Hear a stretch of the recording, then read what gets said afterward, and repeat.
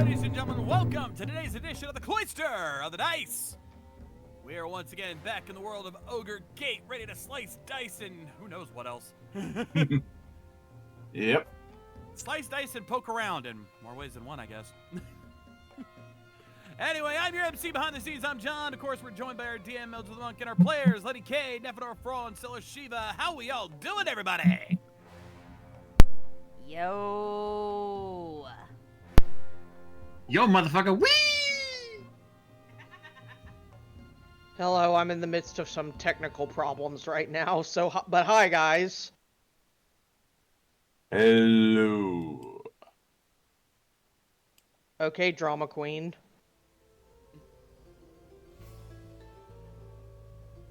Where the hell did that come from? I really don't know. Anyway, Shiva with all the sass today. Get it, girl. I am semi-snowbound. Yeah. After a bit of a snowstorm the previous night. At the very least, it means I won't be as likely to hear the train.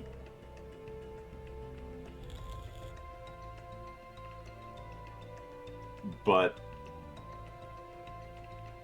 we are back once again. Last time around, you guys ended up meeting up with the head of a certain shipping company, who it turns out may have been a bystander in someone else's much bigger ploy.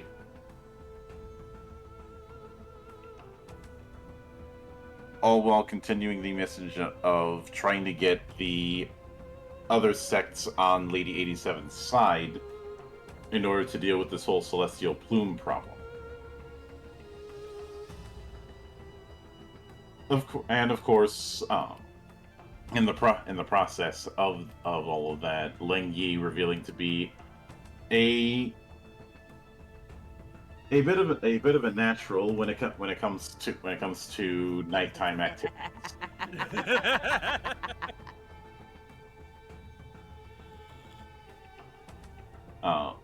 To the point. I was already promiscuous as a man. Now I'm just even more so as a woman. To the point. I'm pretty sure if both Yang Li, if Ling Yi, sorry,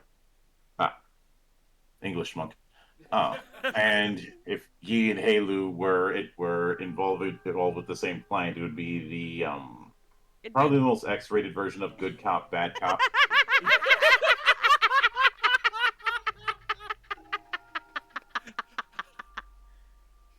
There is a part of me that almost wants to see something like that actually play out. No. Fade to black. That part, I know it won't happen, but you can't help but think about it. John, you're thinking of the Batman's being good cop and bad cop, aren't you?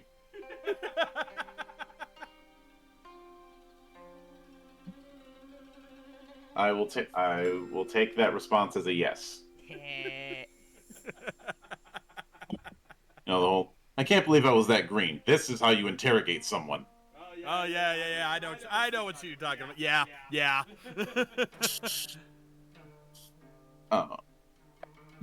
I'm having a problem.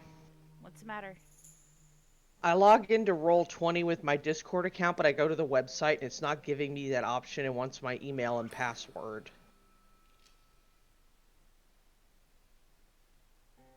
Oof. Do you remember the email that you set it up with? I believe so. I believe that email is defunct, but I can change that. If you went through a reset, that probably played a factor. But there was the implication that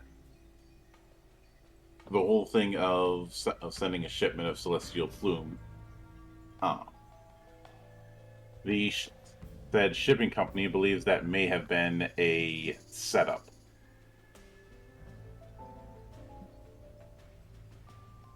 I.e., they weren't. I.e., they weren't really looking to move it.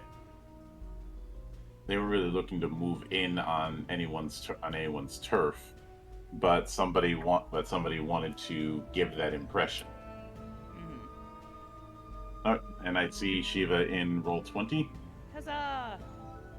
So, as you guys pack your stuff to head out to Sansi, or head out of it, are you guys gonna be taking the northern or southern hex towards Tungan? We'll take the southern. All right. Oops. I thought we were going to the Vermilion Tea House.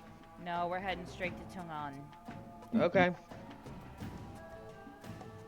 Because it's believed that a spy is in that area.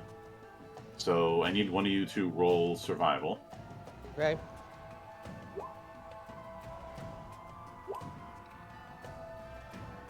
And Neff with the 10.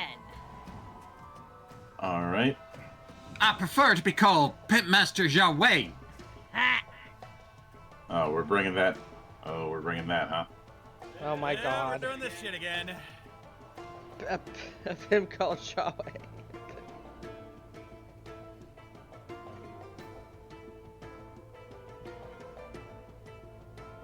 So let me roll 2d10.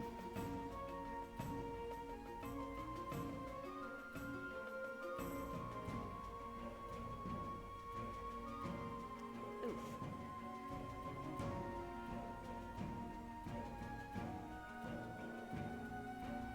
So I'm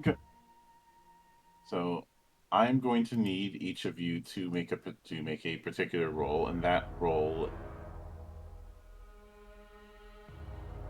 is actually because of what I need to do. I just realized that I need to roll and compare this with a certain defense. Uh-oh. Yeah, fuck. All right.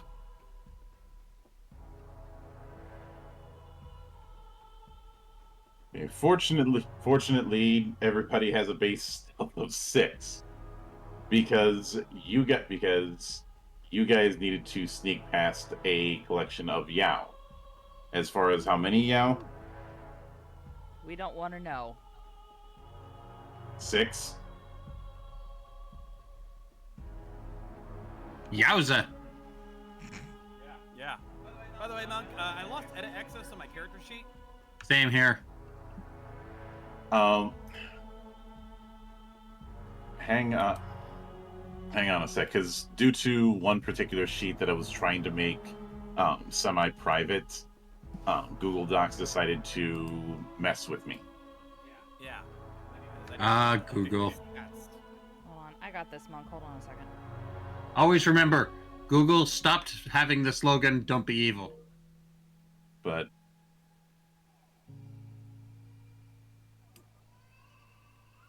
unfortunately, this means I got to go into each sheet Hold on. and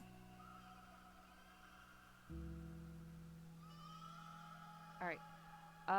In regards to the sheet that you're talking about, go ahead and just delete it. you sure? Uh-huh. All right. And apologies for the train noises. Choo-choo, motherfucker.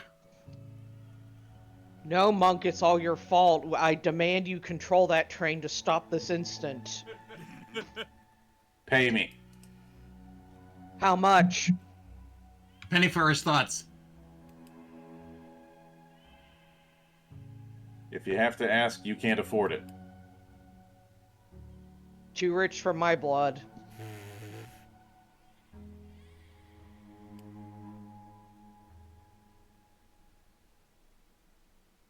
With the way inflation is, I think a penny's all we can afford.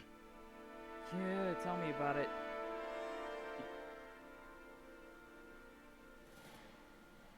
But okay, it should be taken care of now. Yeah, it's working. I'm editing it in mine now. But yeah, I suppose you should consider yourself fortunate that you didn't have to get into a fight with 6 Yao.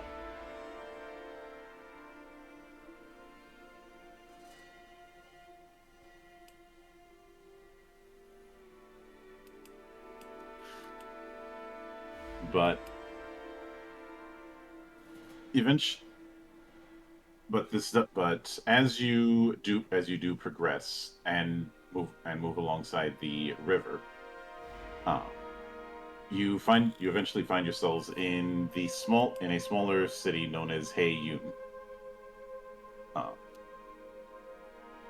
Wait. Is that Hey Yu's Chinese cousin? Oh my god.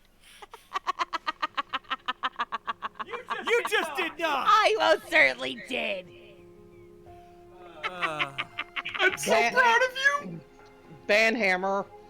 Well, no. This is also in reference to our buddy TJ Omega. mhm. And now I say small, but it's only smaller than say Sanxi, because it's you would guess by the size about 38,000 people live in this place. But it is always dense with fog. There's a lot of delights to be had and a few dangers. One of the big claims to fame is the Silver Swan restaurant. Okay. I'll give you one guess as to what the most expensive meal at that restaurant is. Ah, no telling. Celestial Plume.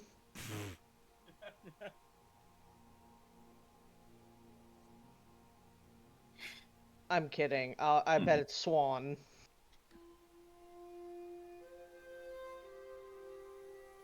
You would bet correctly. And one meal of that costs 280 spades. Oof. All to eat, all for the delicacy of a murder bird. And yet, I could actually afford that.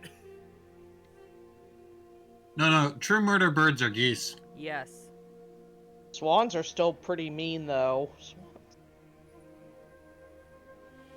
We're grading on a curve, Yeah. but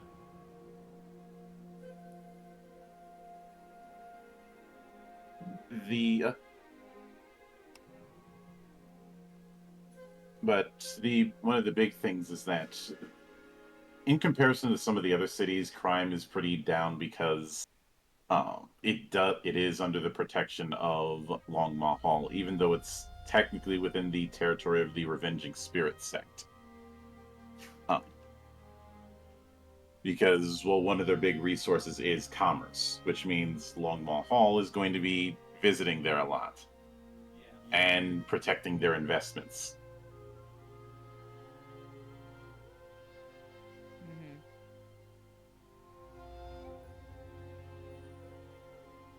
Which is good for us because we're in a blossoming relationship with Long Mahal, so they're not going to be quick to come after us yet. Yeah. As long as we The don't other look around. thing is that you couldn't help but notice there's a lot of tattoo shops in the city. Ooh. Which, in some parts of the Empire, tattooing is not banned, but it's heavily frowned upon. But that's clearly not the case here. And it's not like tattoos of a criminal element. A lot of the tattoos shops seem to view their work as Art. a form of art.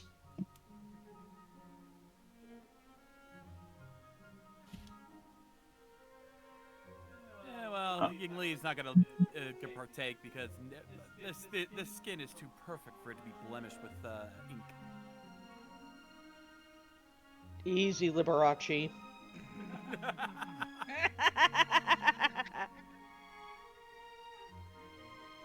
I don't even think Liberace is that flamboyant. Liberace ain't got nothing on me there. Oh, okay, let's try again, RuPaul. Damn! Get him, girl. But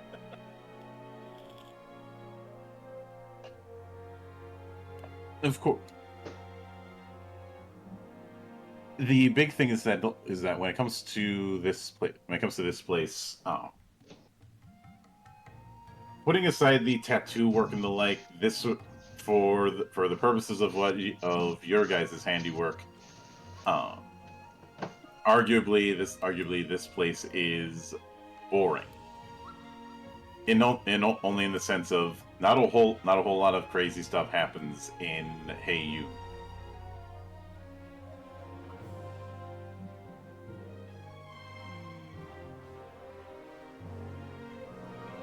I have a question, Monk. Shoot. Do we have to roll for a tattoo?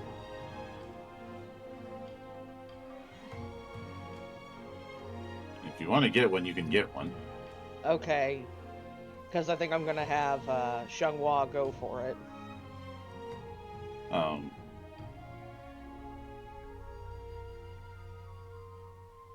What kind? That's going to be about 100 spades. That's fine.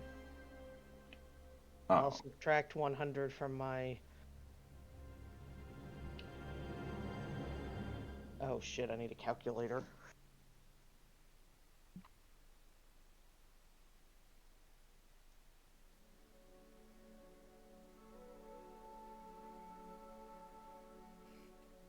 Okay. Let me... I can't edit it. That's refresh before bitching, because I just added editing privileges to all of these sheets. Yes, sir.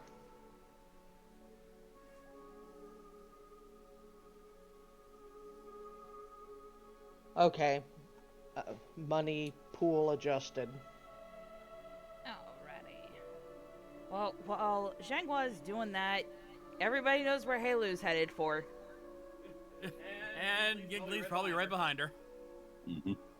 After her first experience, she is all in on this game now. The lingerie shop. I'm pretty sure Halu's pretty well equipped, though. Giggly might want to stop by there and add to her wardrobe.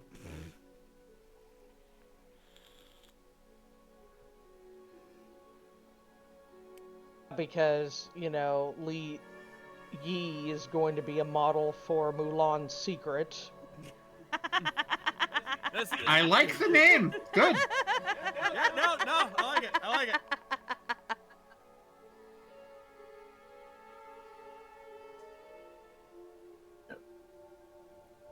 But now that's where you'd normally head, but there isn't any such den in this city. Halu looks around. Are you fucking shitting me? I was looking to have a little fun. Screw fun. I was looking for information.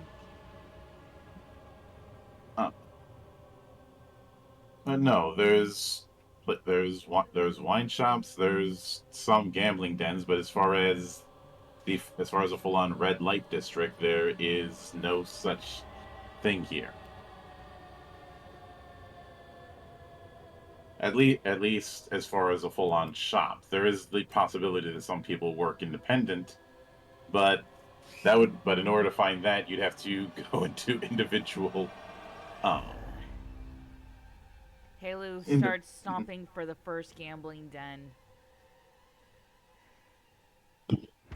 Did not want to go into one of these places. Oh man, I really wanted to see Halu knock on the door and be like, have you accepted Lady Godiva as your Lord and Savior?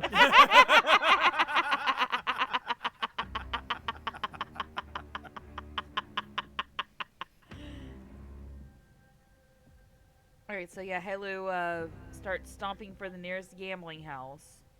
Mm-hmm. Yinli's doing her best to calm her down and try to keep her from losing her mind. Plus, having some backup at a place like that probably won't hurt. Yeah. The place that you end up finding is a wine and gambling shop called the Dying Magpie. Fitting name. Helu goes up to the counter to talk to the barkeep. Do you have any courtesans here in town? I'm looking to speak with some of them if you do.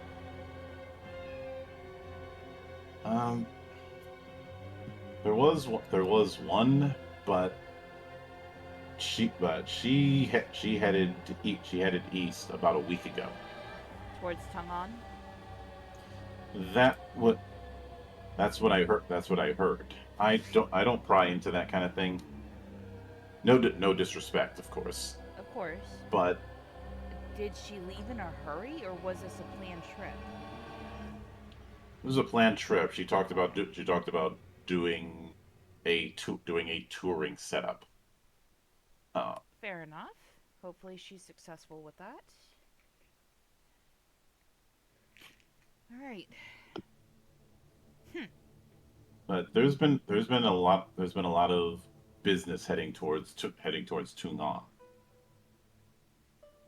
I don't know what sort of business it might be. I've just been hearing that quite a bit of people heading to Tungon for some kind of business. Halu's brow furrows as she hears this, and she looks over at E. Well, it's a good thing we're already headed that way ourselves. Indeed. Sounds like there's a lot of activity going on over there. Whether it's good or bad, we'll have to find out. Alright. Halu thanks the proprietor for his, for the information he gave her. She slaps about 20 spades in his palm for services rendered.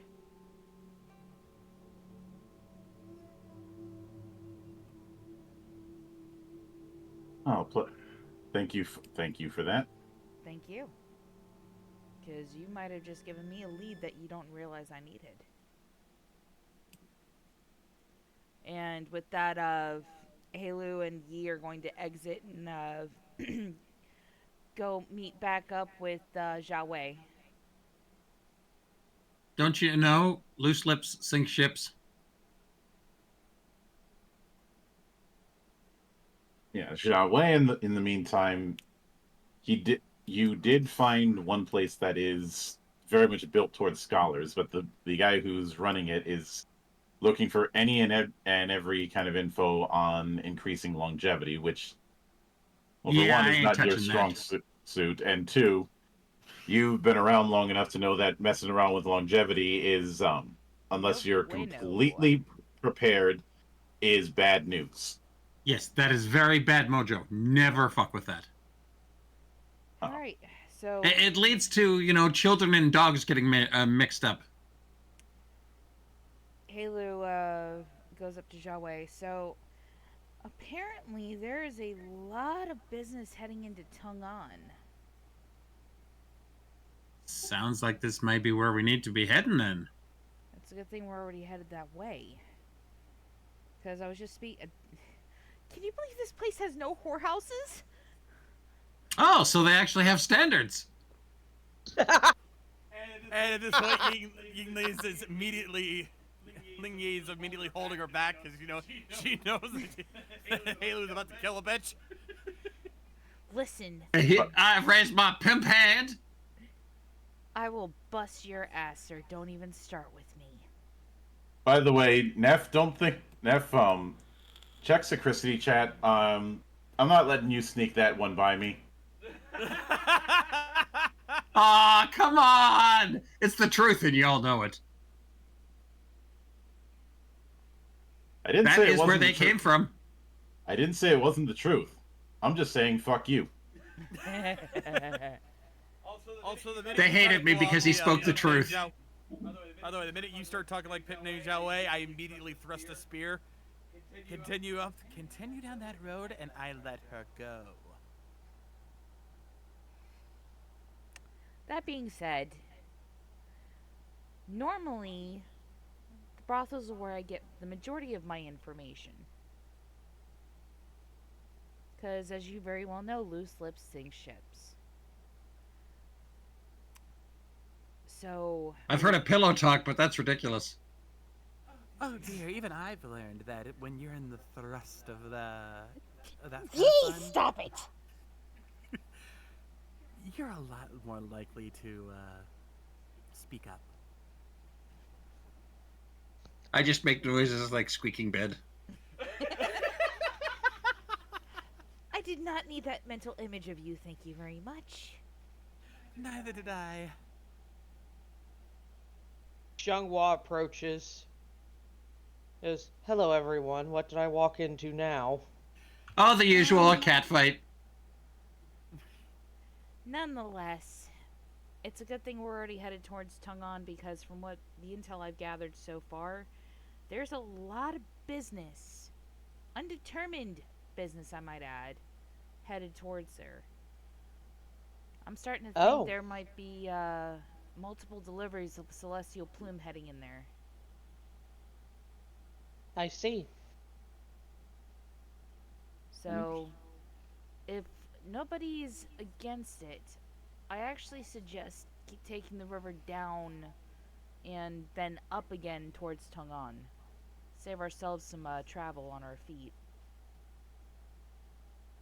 Sounds like a good idea. Plus, if anyone's trying to move secretly, that would be the way to do it.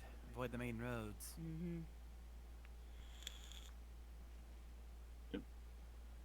So, because of the fact that you're using the rivers, that is going to be a survival check with a higher TN.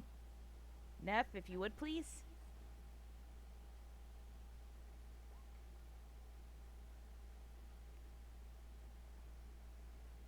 Alright, that's a 7. Let me try. Uh-oh, the 7s are out. Ah, shit. It will stick with the 7. Let's stick with a 7. Yeah.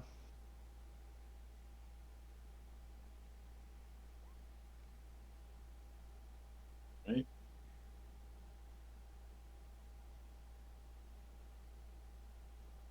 And, well, here, the good news is you didn't have to worry about an encounter. The bad news is you guys the current ended up being a bit rougher in the river than you had planned. Okay. So, one of you needs to roll sail. Do any of us have that? If you don't have it, then roll unskilled. What are we rolling? Sail. Sail, as in sailing. Oh, sail. Okay. I didn't catch that at first. No worries. I don't know if any of us have that. Yeah, definitely no. Oh! Shall we had the opposite? Oh, wow! Both ends of the spectrum. Alright. Ouch! Ouch! God damn! 3 1s and a 3. Oh, man. So So, I came out on top of that one. good news and bad news. Bad news is you did manage to get to shore. Well, good news is you managed to get to shore. Bad news is, you had to abandon the boat. We needed a boat? We were on the river. I thought we were walking. No. In other words, this is how bad my sailing knowledge is. Oh. River. Yeah, Proud Mary, that boat was not. Nope. Pimp called Yahweh got drenched and not in the good way. It's always a good way when you get in the bath. Oh! Oh, you all got drenched. Alright, so, I say we make camp and dry off before we change. Drenched and getting out of the water quick because you saw some very concerning pairs of eyes rise out of the water when you guys jumped on the boat. Oh shit, God. Florida Man's here! Oh no, the bears are back! No. Chinese crocodiles. You mean... Let's see how many. That's what I said. 15 of them. Oh my god! Oh my god! Get the fuck away from shore. Well, shit, I needed some new leather boots. No! And where you do make camp, you do see them off on the shore just with their mouths open doing nothing. Yeah. Which, if you know how alligators work, you know that's a case of just because they're not doing anything doesn't mean you are safe around them. Exactly. They're just they're essentially cooling off. They're plotting. Halu sits by the fire, and she's currently using a now dry piece of her hanfu to dry off a rather ornate mask. Mm-hmm. Of course, Yingli having become a little closer with Halu after all of our bonding time together. A little too close in her regard. For now. Oh, that's a new one. Where did you have that? Where did that come from? No, I've actually had this for a long time. And she shies away from Yi to hide it a little further. I just have to dry it off and put it back in my bag. Realizing that there's probably some secrets behind that, and I know better than to poke the bear, I just leave it at that. Xianghua watches the alligators, not taking her eyes off them because she doesn't trust them.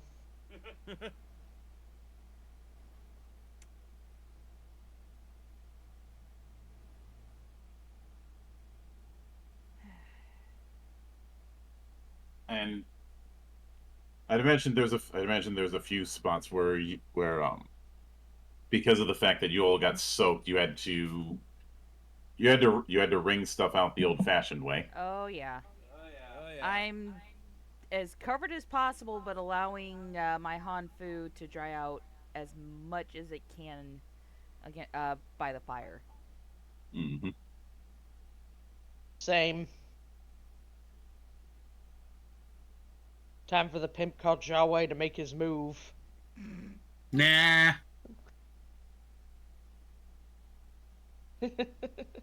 A wet kitty doesn't sell as well as a dry one. A campaign ago, we dealt with wet rabbit. Now we're dealing with wet cat. Oh, where's I your... love how you're all dancing around the obvious term you want to go for. Meow. Come on, you gotta hustle that kitty. You gotta hustle. Nonetheless, Halu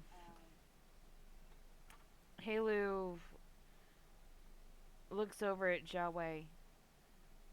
So who's your master? I don't think I've ever asked you. I don't have a master. At least not one that you would know. Or Sifu, I meant.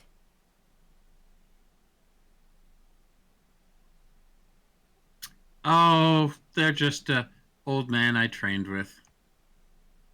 From my old village. Mm-hmm. Any names I would recognize? Doubtful. It's a small village.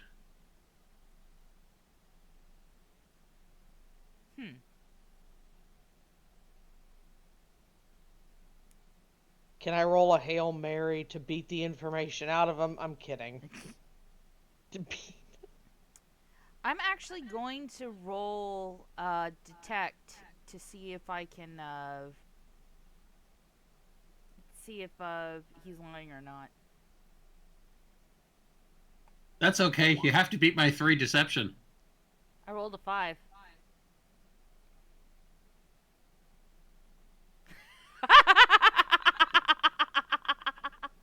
Pimp called Jiawei just got served.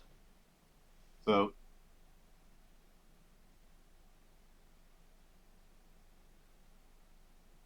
You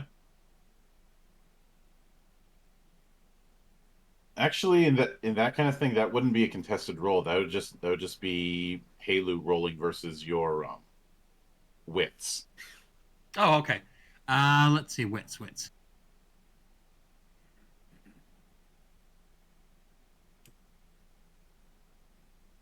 Can't wait.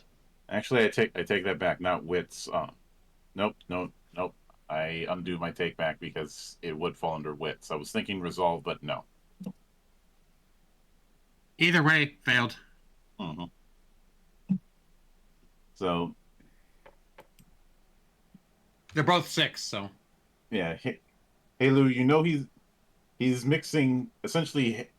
You know that essentially Zhao Wei is mixing truth with lies. So he's telling half truths. Got it. Mm-hmm. But you have no idea what the truth is. That's why we need to pimp hand him. I'm kidding. Sorry, I'm entertained by the pimp jokes. With a little bit of command in her voice, surely you can tell me more than that. All right, roll command versus wits. 7. Well, that actually does beat my wits. All right, one concession is what you get.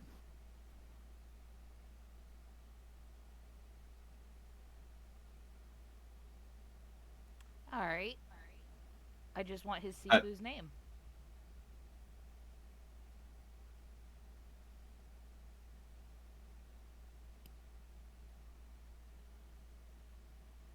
Just trying to think of how to phrase this.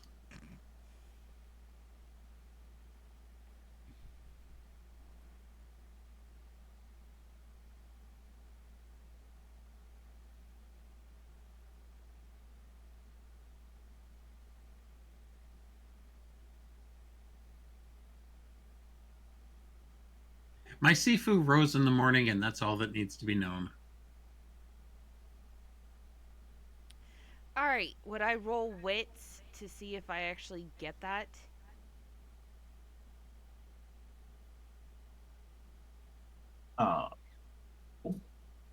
Go. Wits is you never roll Oh, wits. Wits is fair always enough. a defense. You would have to. You might roll. You might roll knowledge for that kind of thing, but not wits.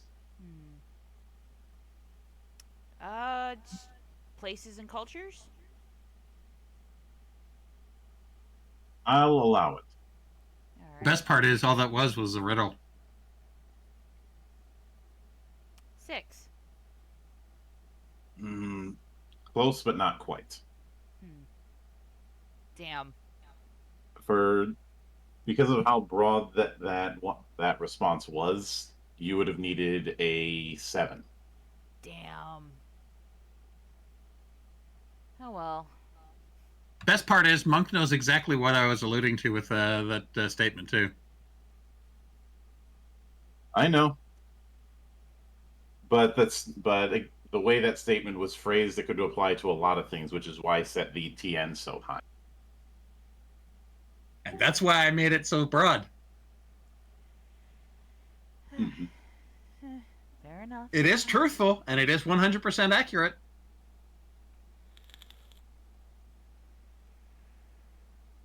All right. Keep your secrets.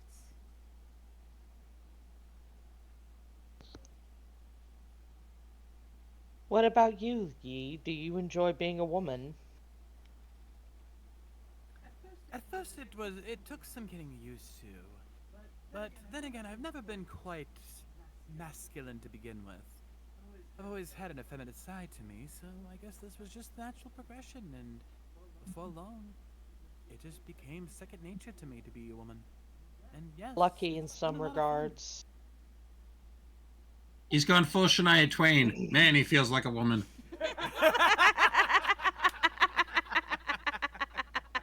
I was gonna say Aerosmith dude looks like a lady. Yeah, but he doesn't look anymore. He actually is. Yeah, I was gonna say. Yeah, I think Neth's joke works better in this regard. Does that mean Halo is death on two legs? Oh, I think that was established a long time ago. Well, yeah, he doesn't have the third leg anymore. No. Halo. Ooh. About me. I think that would be a very apt description. Yeah. And yes, I'm solely making that joke just so I can invoke Queen. Just like I had to say, dude looks like a lady because Aerosmith is awesome. Yes. But Agreed. No argument.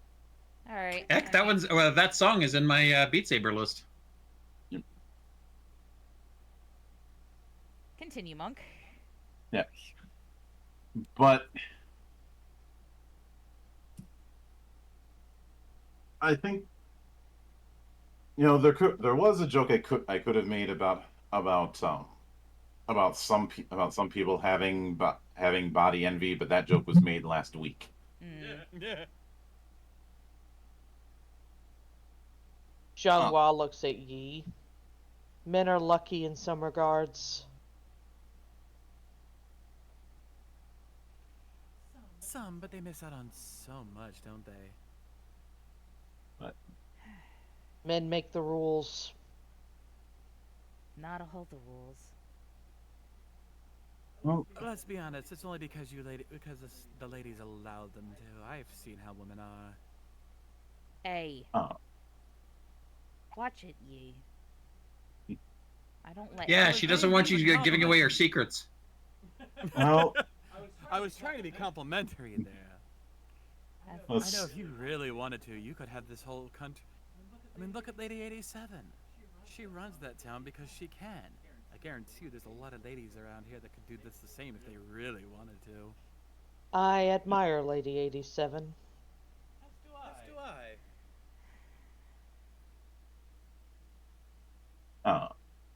but after you all turn in for the night and continue using the river as a guide, nobody's all that inclined to try and use the parts of the boat that did survive as a makeshift raft. Yeah, no, we'll just walk. Yeah, did anyone get tagged by the 15 alligators? No.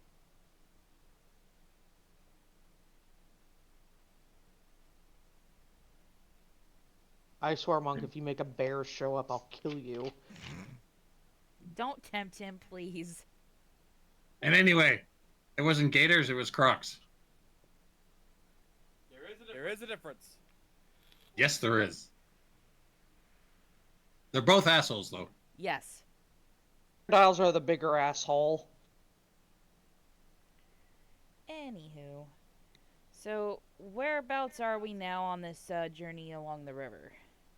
I'm trying to move it, but Roll20 thinks I want to resize it because it is being very anal about where my mouse is. It's being very special. So right about here, where the rivers meet. All right. Take me to the river. Oh, I will have none of that. I will have none of that. I made it my mission years ago to smash every single one of those damn fish that I could find.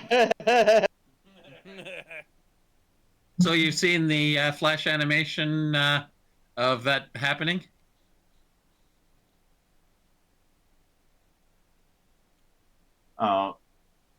Probably. I went through a lot of flash animations. I just smashed the thing like a hammer because I wanted to channel that fax machine in Office Space. It's not the last time that I've done that. It My could dad be worse. used- At least I haven't hooked it up to modern music like one guy did. Oh, God. My dad used to have one of those. He put a cigarette in its mouth. I don't think smoked salmon is supposed to work that way. But the main thing to note when it comes to the larger river is the canal running through it. which, given that this particular river goes way up north, going through Tungan and even going through Boquan further up in the Pa district.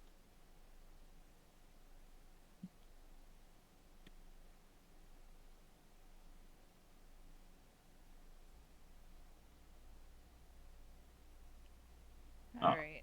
This is a pretty important canal and a pretty important river for this whole area, since a lot of the other rivers branch into it.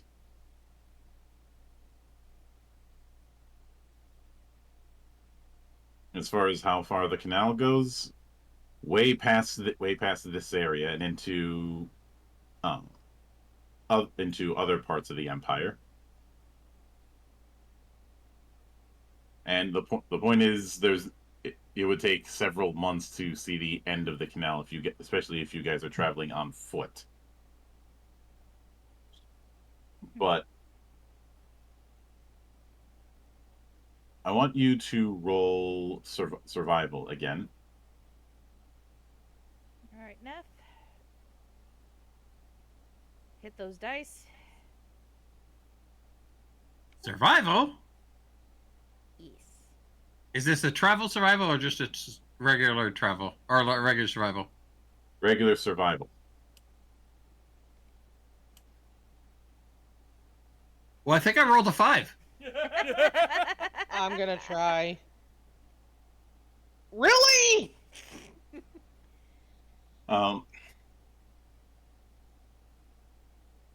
John, I have to make the joke. Open your eyes for the next fives. That's not what that tracks. That's not what I thought he was gonna say.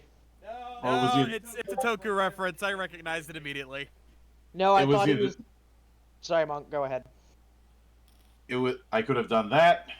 I could have done Big E because I'm the only one black enough in this call to do it. Or I could have done King of Gets, but if I did King of Gets, none of you would get it. I thought he was gonna say you must construct additional pylons. No, it's because Neff rolled 3 5s. That's the logo for Kamen Rider 5s. I'll grab an image to show you. Okay.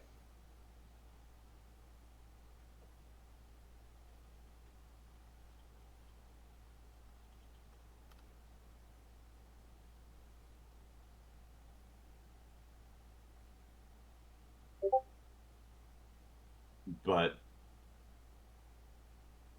you do pass along a post office on the path until you eventually end at Tungan, and just outside the city you can see it's pretty damn packed when it comes to people trying to get in, to the point that you almost have a city outside the city, which is understandable because Tungan is a prefectural capital.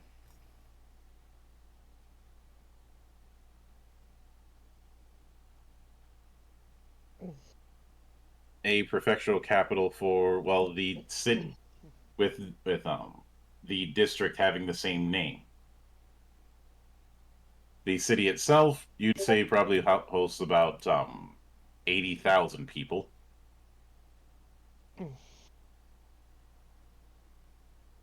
And this is certainly a city of wealth and excess. Basically, Gee's home. I would bring up the Roppongi incident as a parallel, but I cannot talk about the Roppongi incident. There is no Warren Bussing say? Something like that. There is no Fight Club. All right. How long does it take us to get into the city?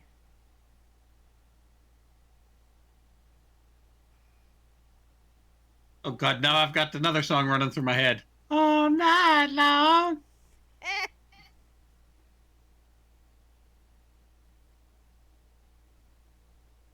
Who let in Willie Mack? I don't know. The jukebox is broken. Oh, At so least it I is. didn't do. At least I didn't do it this time. But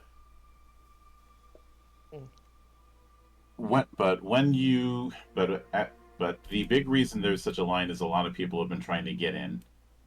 Some of them not with sufficient paperwork. Thank God all our stuff's in order.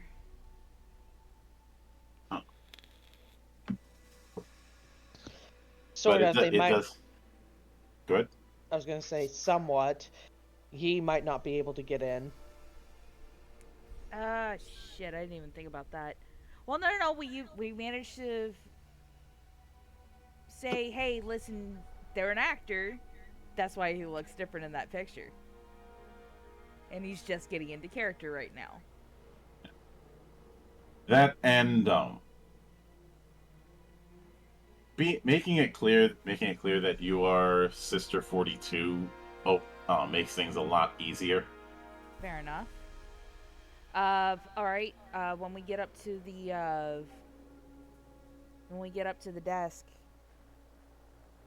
for the record, this is my entourage. I am Sister 42, and I demand entrance. Or Sister 47. Mm-mm. It's the person behind the clerk, who seems to be this mousy girl who has no business being up front when having to deal with this many people. She looks at you. She looks at the other people. Goes, "You're clear." And she's very nervous with how she approached it. Mostly because even she's not associated with the martial world. She's certainly not associated with any criminal group.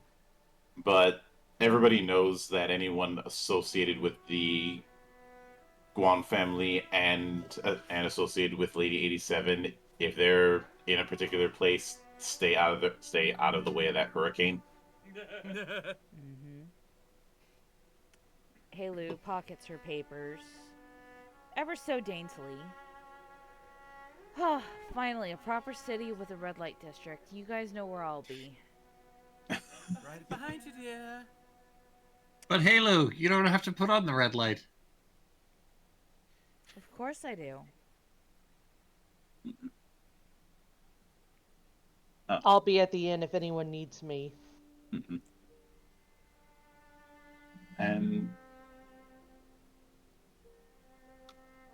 as far as the inn goes, let me do a bit of a roll to see what you end up coming across there, Shanghua.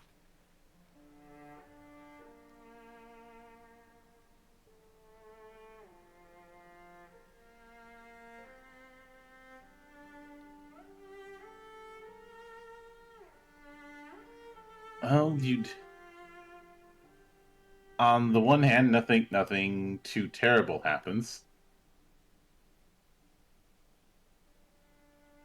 What do you mean by too terrible?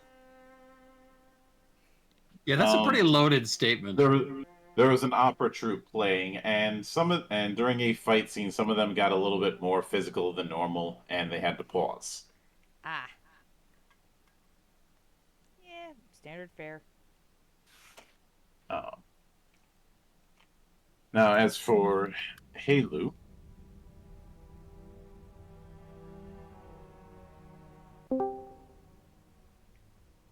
Oh, Hello, We Ember. have an ember. we have an ember! Well, I do feel a little nauseous right now, so if I mute, that's the reason why. It's all good, sweetie. no worries. Alright, just to catch you up to speed, we tried traveling up the river to the city that we're currently at. Our boat capsized. Oh, And we got We had a drenched. boat? Fun enough. No. 3 of us failed our sailing rolls. Ones and threes.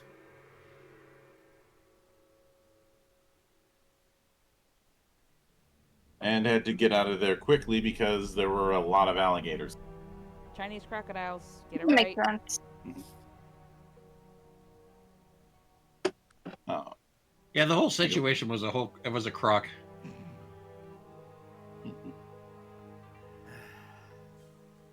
I'm gonna miss your puns, man. But as far, but you do end up encountering something interesting. While they don't have numbers per se, so they're on the low end of the thing, but there are representatives of the 87 killers within Tungon. Friend! Halu, does Halu, realize that? And do they know who she is? By reputation, but not by face. Alright. Huh. More sons of Lady 87, I see. They do address you respectively, and more often than not call you Big Sis.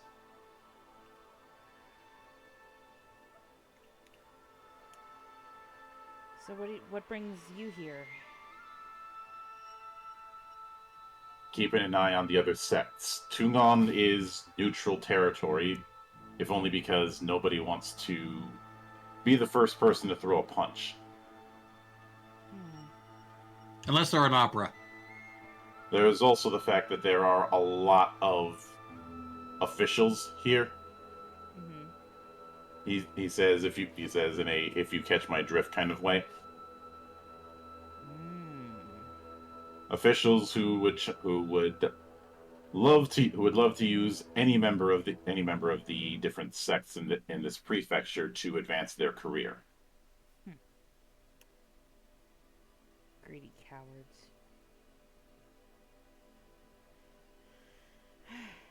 Have you had any word on a celestial plume trade in this city?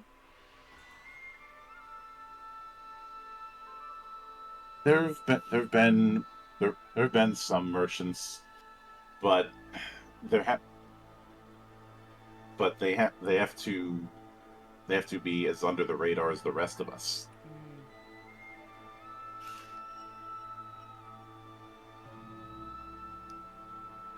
And by the way, folks, let me get a screenshot for you. This is Tungon. Well, let's take a look-see. That's in Chrissy, right? Yep. Ooh, big city.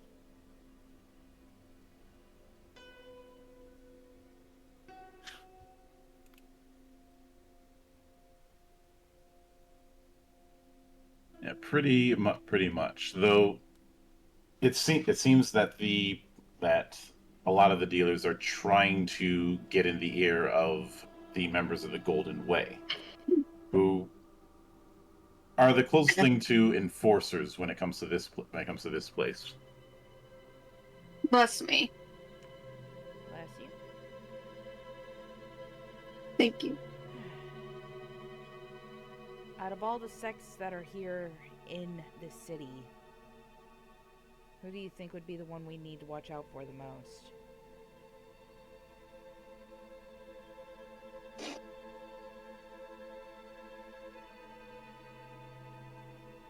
I don't think any of these, aside from the Golden Way, I don't think any of these sects are willing to be all that brazen. However,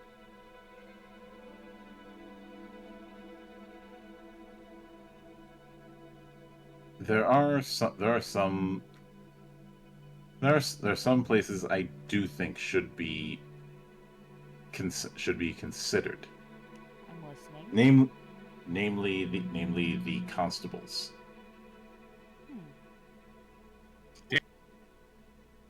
That's where I was headed. Well, Jawei, keep an ear to the ground.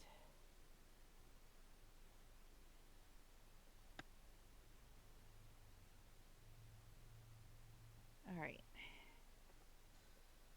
In the meantime, There's also also rumor of a secret inspector hidden in the city. secret. Yes, as in one of the Empire's secret police hidden in the city, um, looking for martial heroes with wanted posters.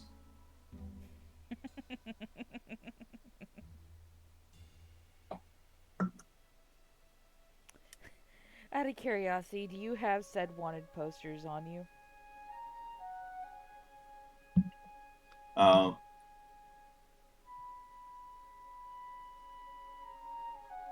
we do, we do, and I'm gonna roll a d10 on this.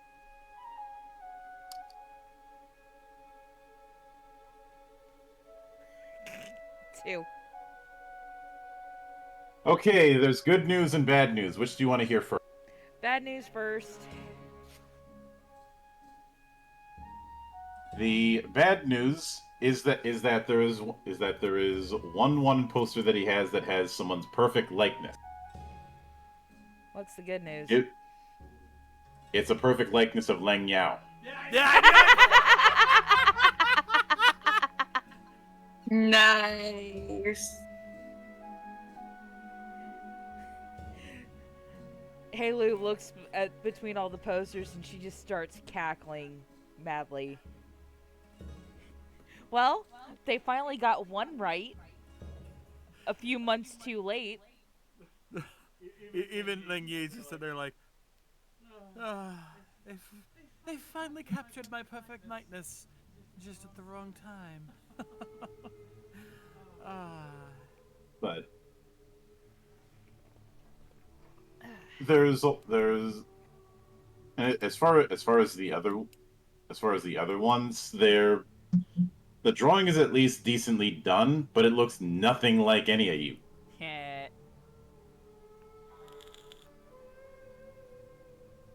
As in, if somebody followed these and tried to turn in a bounty, they'd be turning in the wrong people. Yep. That's always nice to know. Halu hands back the posters. We've got nothing to worry about. As for you, in your band of merry men there, keep your ear to the ground. Send me a message if you find out anything else. We're gonna be here in Tungon for a bit.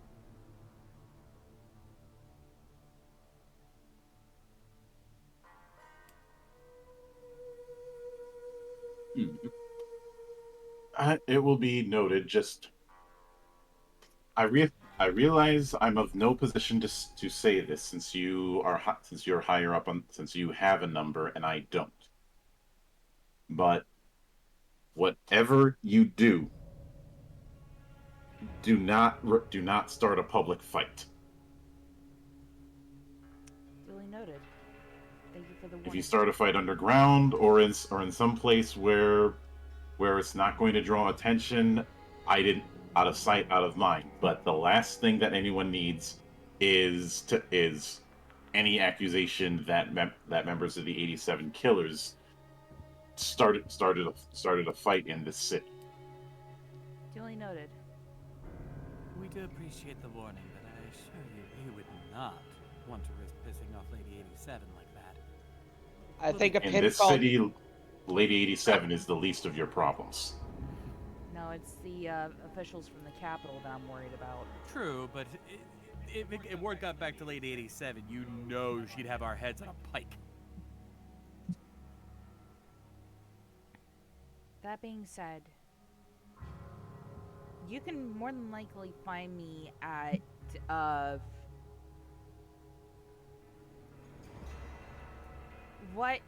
let's see, hold on, let me take a look at this picture really quick. I gotta open it up because it's small. Let's see.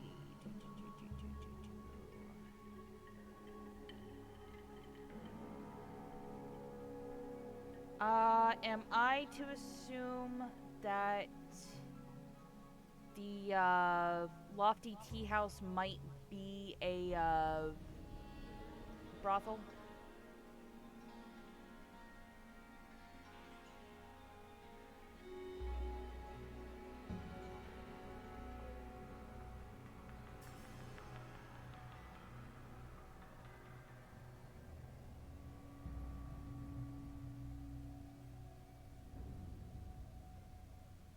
Uh, it in that when it comes to that, Lofty Tea House is a tea house that also is one of the few places that has celestial plume. Gotcha. All right. Then I give him the name of one of the brothels in the red light district. Mhm. That's where you, and that's where you can find me for certain, as that's where I'll be gathering the majority of my intel.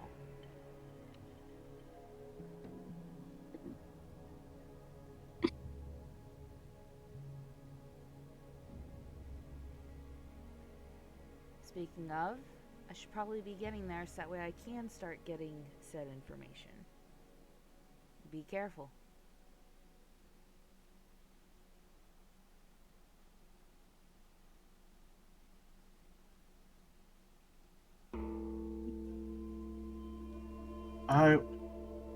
I'll do what I best.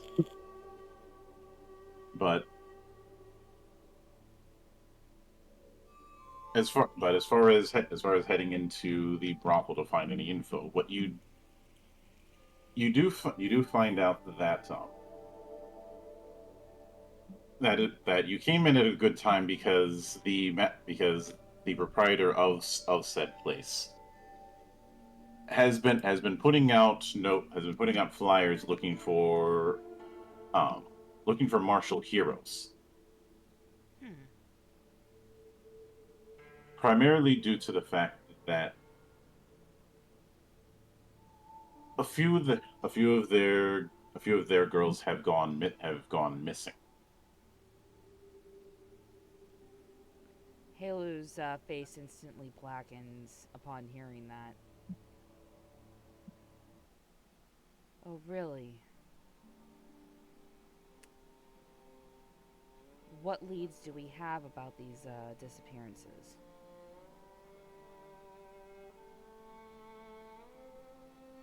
Some of them were asked to be escorts for officials into one of the gambling dens in the city,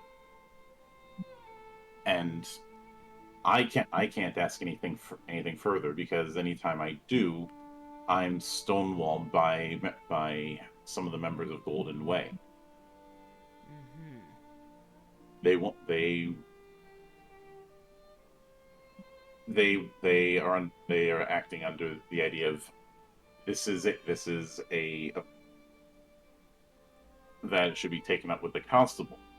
That should be taken up with one of the constables. But the constables keep saying, well, you should take it up with Golden Way.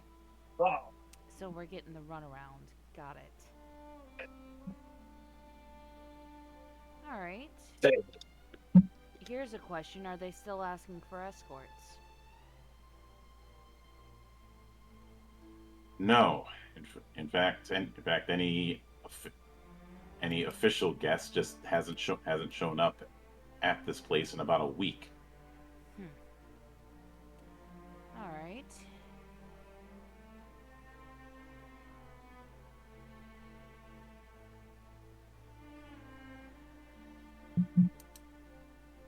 Halu pauses to think over very carefully. Which gambling house was it?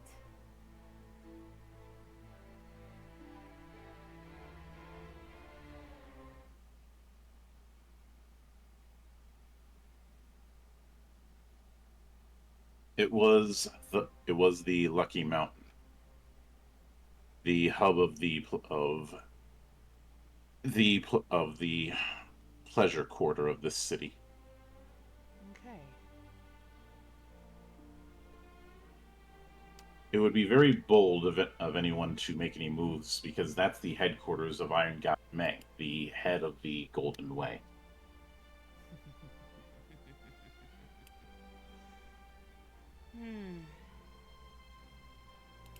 But be very careful. The officials are trying to crack down on celestial plume use. Oh, then we have something in common then. You may have something in common, but I don't think you have methods in common. Fair enough.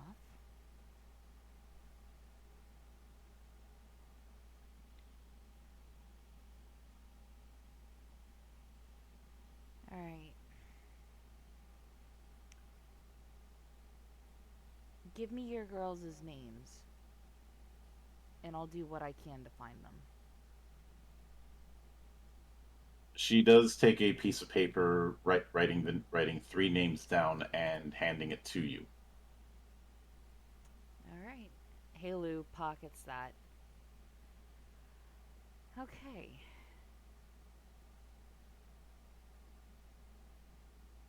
With any luck, madam, I'll be sure to have word to you. If not tonight, then tomorrow for certain.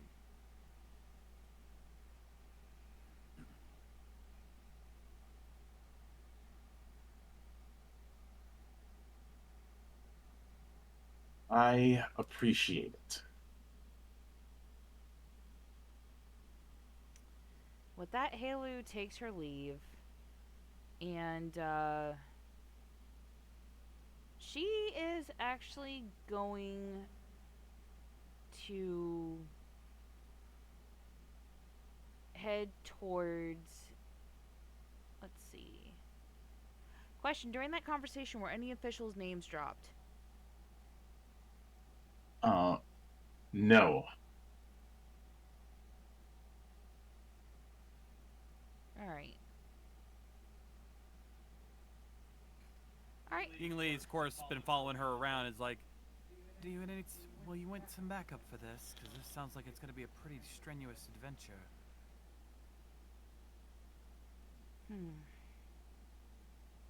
Possibly. But I might need Hu Zhao as well, as she trained in a more respectable sect than neither of us did. Not a bad idea. Be easy to keep the officials off our backs if we have someone orthodox with us. Exactly. Very well. Stay here. I'll go fetch her. And I immediately run off back to go grab Hu Zhao. Mm-hmm. In the meantime, I am going to dash back in and ask the madam who would be best to speak with in regards to the city's administration about the celestial plume and how I can offer my assistance.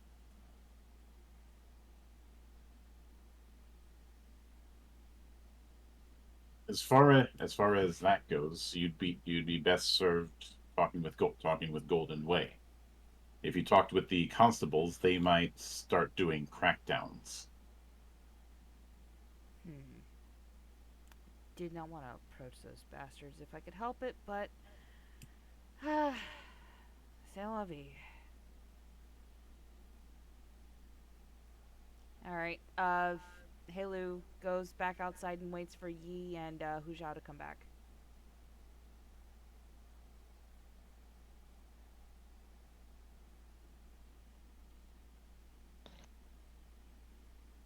Oh, there you are, Xianghua.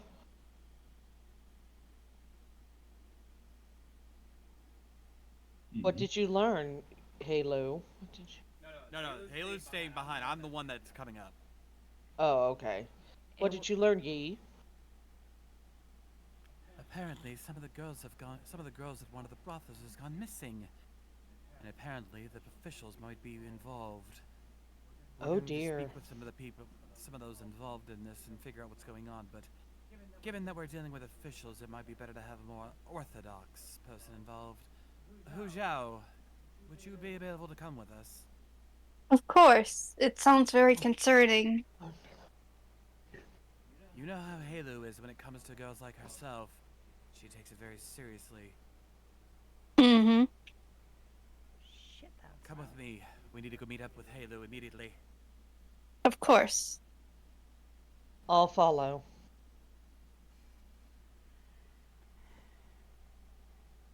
So the 3 of us come running back to meet up with Halu. Alright. So, as much as I didn't want to go to him, we're gonna have to go speak to Iron God Ming, Who? the leader of the Golden Way. Ah.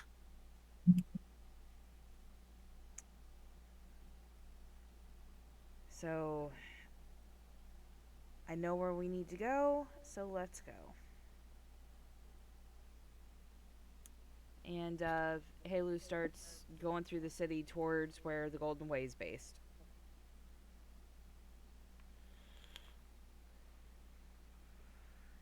Which I believe is the Lucky Mountain. Yep. And it is definitely you've been in gambling houses before, but this is at least 3 times as big as the ones that you've seen. Damn. It is essentially the difference between going to a hotel that dabbles in gambling versus going to a hotel in Vegas. Duly noted. Just in terms of a jump. But you do see that there are members of the Golden Way acting as the security No surprise within this there. within this place. No surprise there. Halu approaches the front desk. Out of curiosity, would it be possible for myself and my compatriots here to speak with Iron God Ming about something?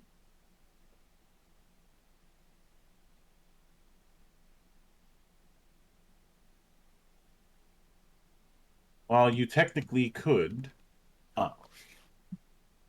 because they, I guess somebody made it known that a high-ranking member of the 87 Killers was in house, so that's how they recognize you. Mm-hmm. They don't know you as Halu. They know you As Sister 47. Mm-hmm. And one of them, before he's about to say something, he points to one particular table where a very built man is laughing in a way that is bordering on obnoxious in terms of how much attention he's drawing to himself. All right. With a courtesan at his side. Okay. Am I free to go in? Well, go right ahead, but he's going to challenge you to his game. Alrighty. Halu walks over and offers a very polite bow to Iron God Ming. Good afternoon.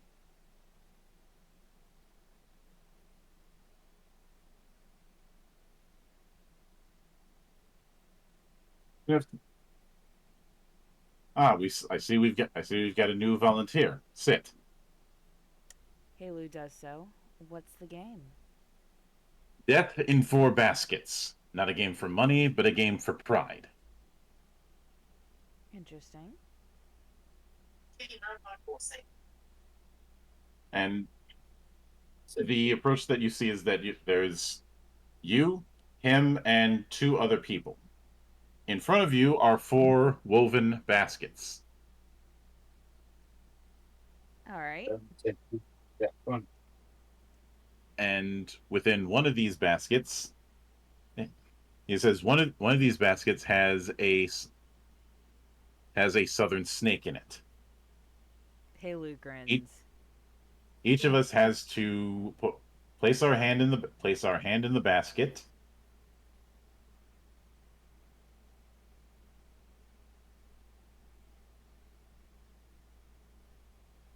And and we continue until one of us is either bitten or gives up.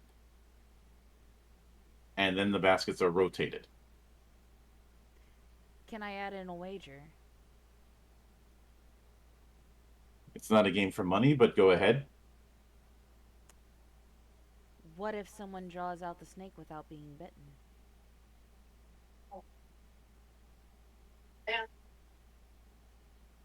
Oh, that's a bold claim. If that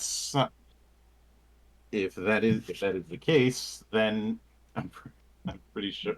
Then I would happily concede, because these snakes are not exactly the nicest. Oh, I'm very well aware of how ornery southern snakes can be. And, Halu subtly taps her pouch on her hip. Because, luckily enough, this is out of character, that's one of her regions for her ritual. Mm-hmm. So she knows how to handle these little bastards.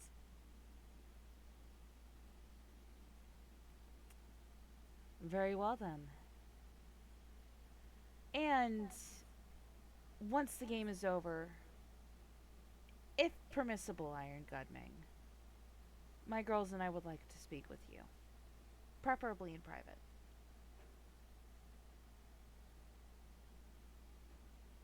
Very well.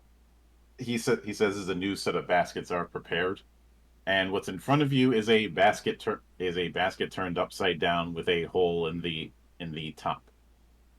Mm-hmm. Yep. And he says you have to reach in the hole and knock on the bottom. Alrighty. So, and he goes, everyone put their hand in on 3. Alright. Bless you.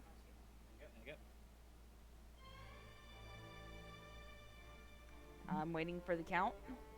So, he says, ready, 3. Halu And does immediately so. puts his hand in. Now, what could I roll to see if the snake is in my basket? Roll a d4. Alright.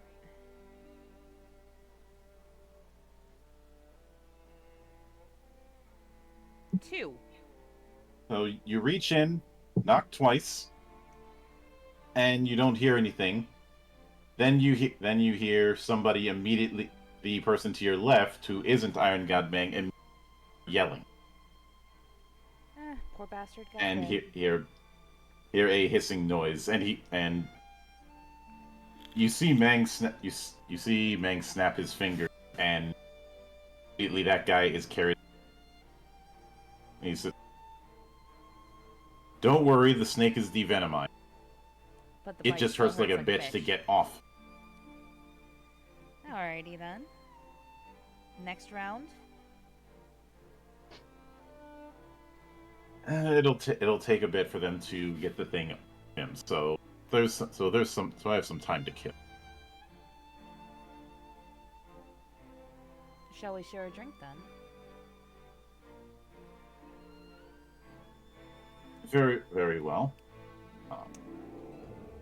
So, I definitely know who you are, sir.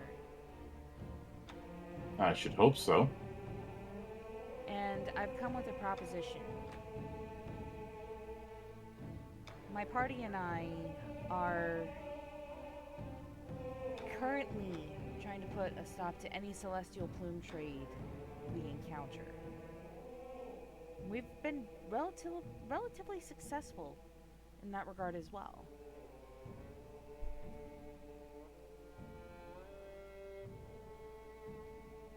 I would like to offer up our services to you in regards to sniffing out some of these dens. But in return, I would like some information. Oh, and anyone who's willing to play my game and win deserves at least some of my time.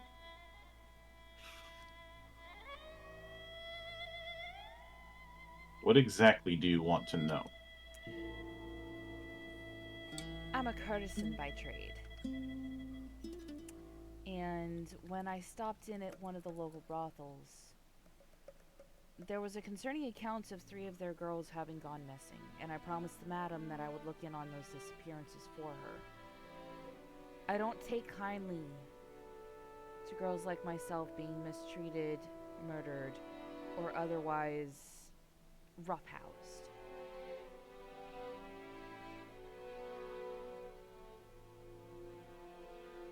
I would like to know what happened to those girls, because they were last seen walking into a gambling house on the arm of some administration folk. Mm-hmm. And I was hoping you might have some extra ears in that regard.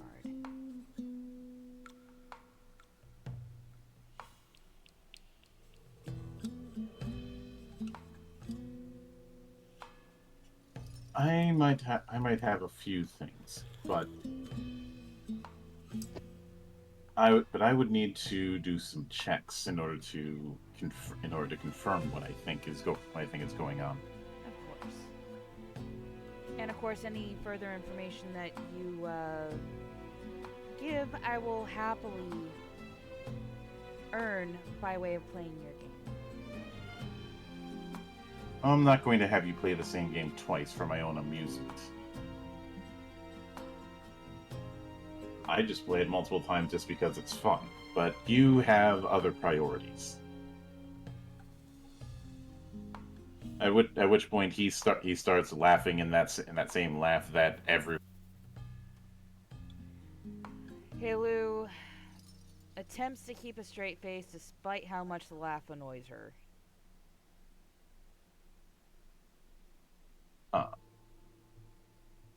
But after sending you off, you do notice that there was one guy who I guess came in with either ran out of money or came in without any money, as you see the some of the other members of Golden Way literally pick him up and throw him out. Sorry, bastard. And when I say Is he wearing a throw out, barrel? no, he's not a barrel. He's just getting lawn darted out the front door.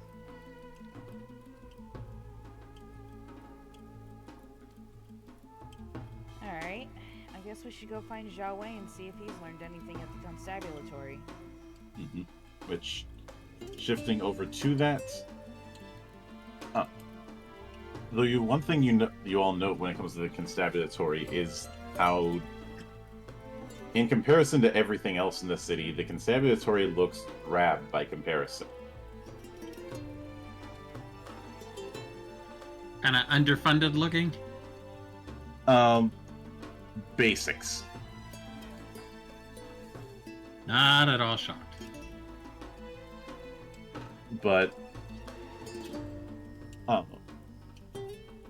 even with that, you do end up hearing a few things because when it comes to some of the constabulatory offices or some of the inspector offices here, you don't see as many people around those areas as you do other parts of the city.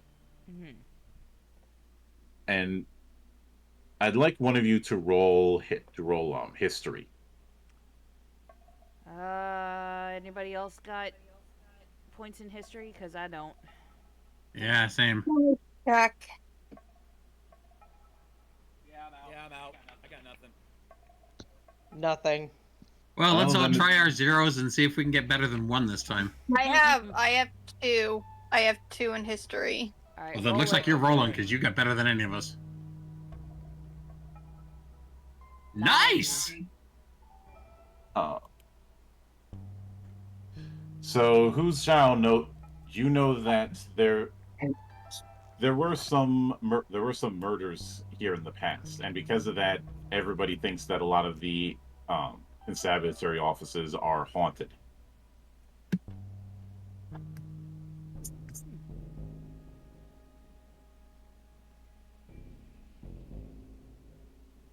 Now, technically speaking, they're not, but you know how it is with superstition. Yes.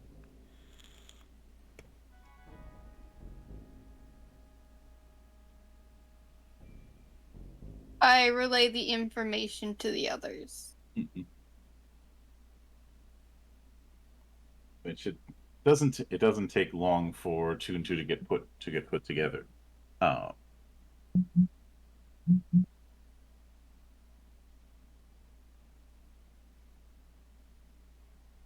But there are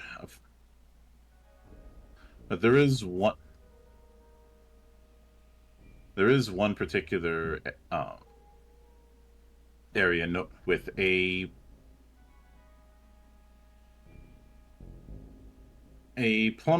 broken plum tree, and this is one particular spot where people really don't want to be around.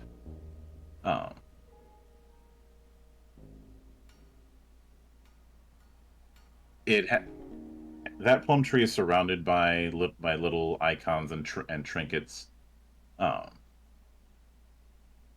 It's clear that it's there to try and attempt to minimize the problem of ghosts. Can I roll ritual to see if there's anything that spiritual that might have broken that plum tree?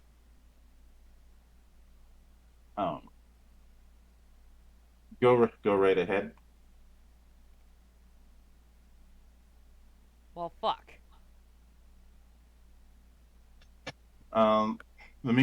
The main thing that you get out of it is that a lot of people probably died around here because the plum tree is surrounded by a lot of ghosts that you can see, or at least sense, but everyone else can't. There's a lot of death in this area. I wonder what could have caused it. You know what? Buy me some time. I'm gonna see if I can't commune with them. I'm going to roll ritual again to see if I can commune with any of these spirits that I can sense. Halu settles down near that plum tree into a meditative state. All right. Much better. 9.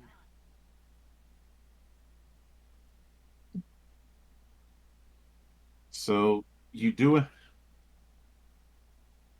what you do notice is that each of the ghosts is clearly from a martial sect, though the names of the sects are ones that were wiped out a century ago. So they've been lost to time. Yeah, they were either wiped out or absorbed over the years, and it's clear that it was during some of the early years of this city. They're what's left over from what appears to be a battle between a lot of different martial sects. An eeriness fills Halu that this could very well be the future that they're looking at with this sect war. Mm-hmm.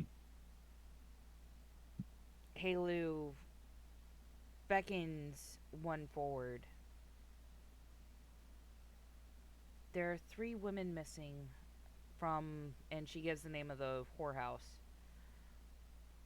Do you know anything about them?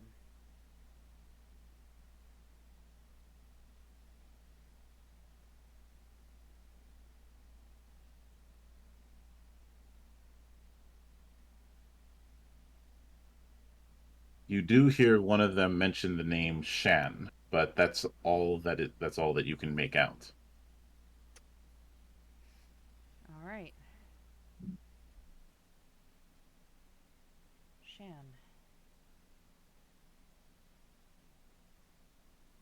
Okay. Halu thanks the spirits for their time and leaves an offering of just a couple of tails or spades along with the memorial along with all the other trinkets scattered around the tree. Is there any way she can repair the tree?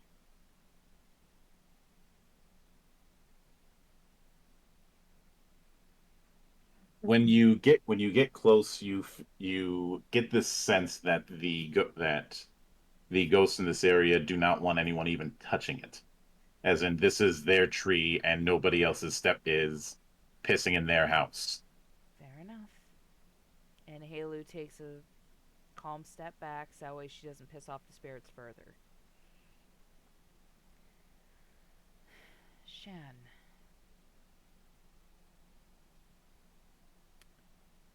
And she looks over at the constabulatory.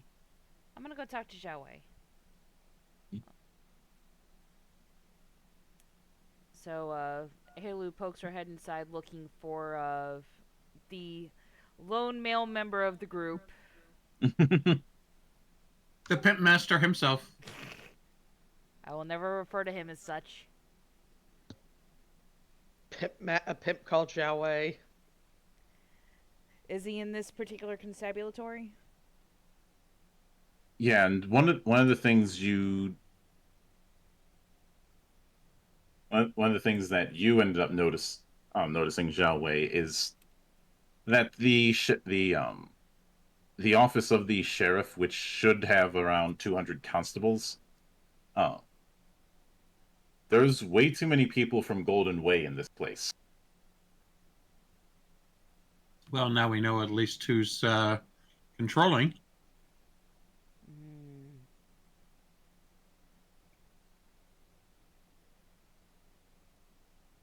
Alright.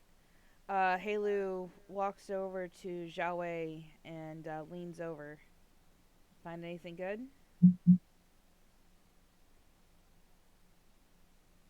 Well, I think we need to start looking a little closer at Golden Way. Alright. Well, I already spoke with Iron God Meng. If he knows anything, he's hiding it very well.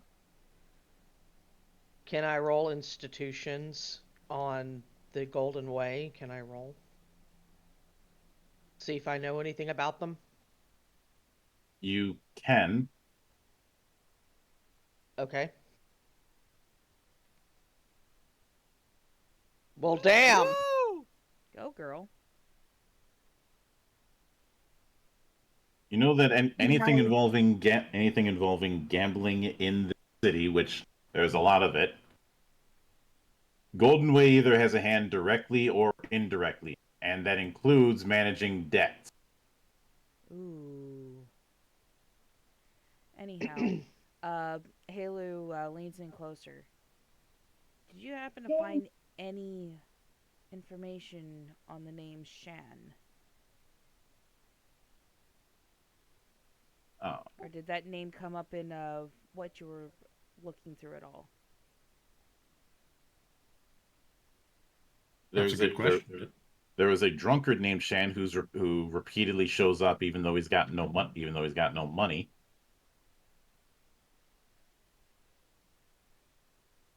Is that Out of character, I wonder if that was the dude that was being kicked out. That's what I was just about to ask. Thing. Probably. Halu, Xianghua? Halu stands up straight and looks over her shoulder. Yes. I recalled some interesting facts about this sect. Oh? They control all the debt in this town. That is not surprising, especially for a man as conceited as Meng. As well as the gambling. Again, not that surprising.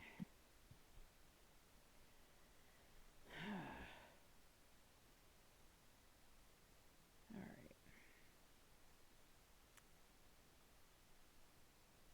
But as you continue onward, the other thing you end up finding out is there is you're not allowed in, but there is a jail under the sheriff's office.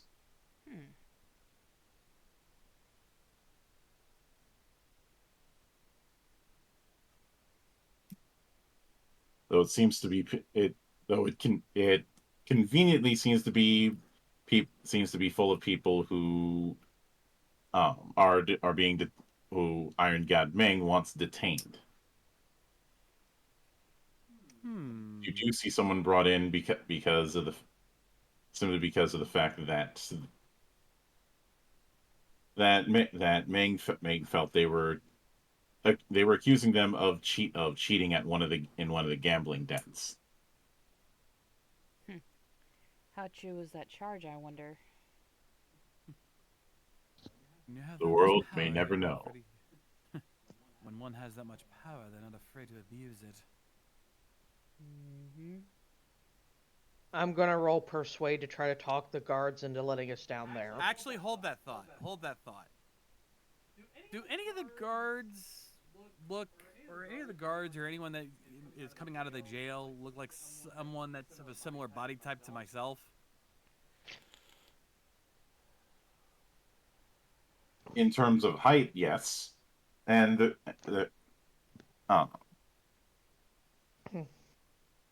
but for the purpose of this, yes. I think I can find a way to. I think I could take a look around that jail and find out if those girls are being held there. If you insist. All of a sudden, I lead the crew to a quiet area where nobody's around, and I introduce them to a new technique I've picked up. Suddenly, you see, she kind of spins around, and suddenly, you see her shape begin to change a little bit. As I'm activating Shift of the Chameleon. Ooh. Fancy. And when she's done, she takes on the exact the appearance of one of those guards. All right, roll deception. All right.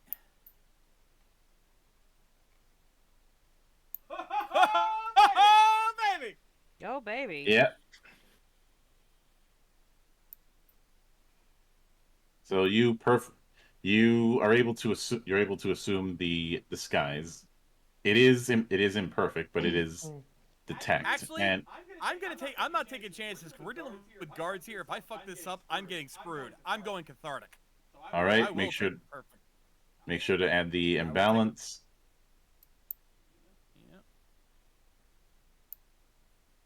Oh, so I'm guessing you're going in under the pretense of bringing some new people down into jail.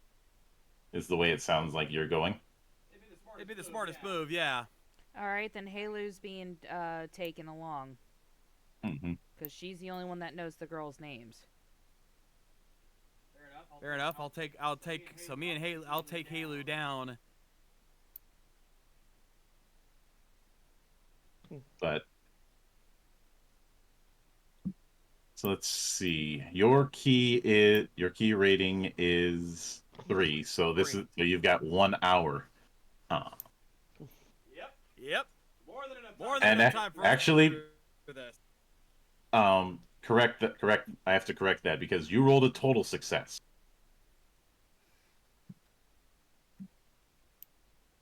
You have 2 hours worth of time because on a total success, it's 40 minutes per rank of key, and there is an attempt to try and detect you. Because you did this cathartically, they have to succeed twice. Yep. That's why I did that.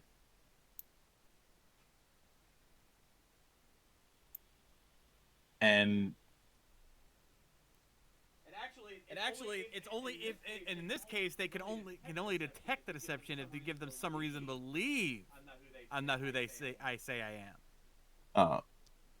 In this case, it's the fact that there's suddenly a new batch that they did not know about, and that's the reason why they're making the roll. Fair enough. The detection is 7 plus Nagong, so they have to roll 8 twice.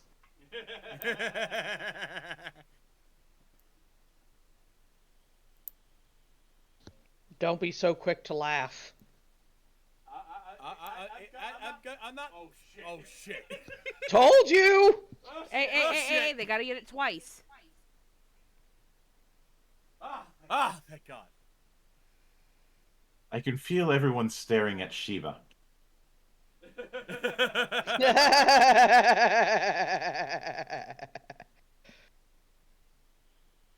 And I do not blame them for that. Almost jinxed us.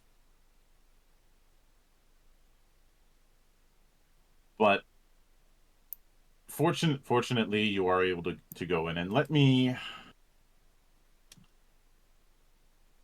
see how many people are detained.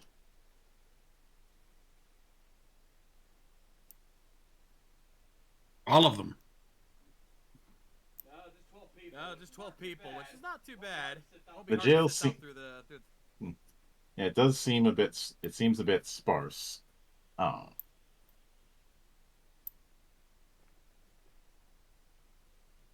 But most of what you see are the usual, are just different types of normal folk. You don't see anyone who would match the profile that you were given. On the other hand, as you get closer to the back end, you feel like the air is a little bit off. Like there's movement of air that there really shouldn't be in this kind of underground area. Mm-hmm.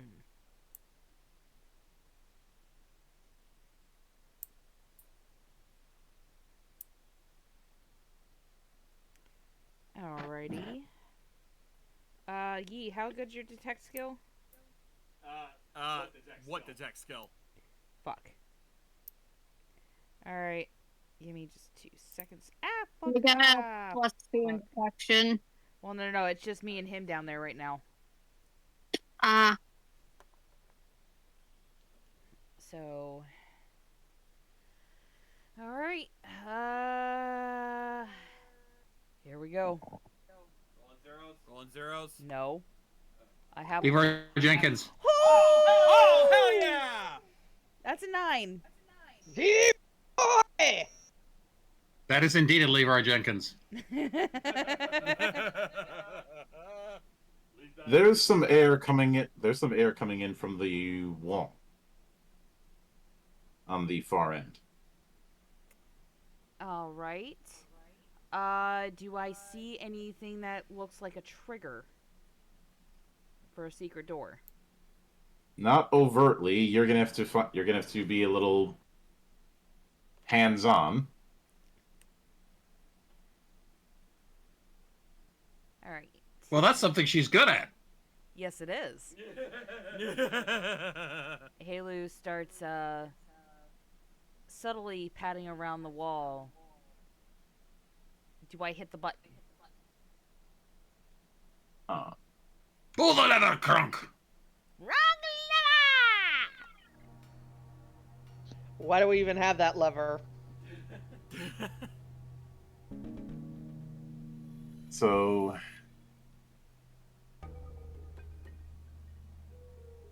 roll detect. All right, here we go again. 8. While knocking on parts of the wall, you end up knocking on the trigger by accident. Just by hitting random parts. It's a case of having the 14-karat horseshoe where the sun don't shine. Yep. Well, that's a stroke of luck.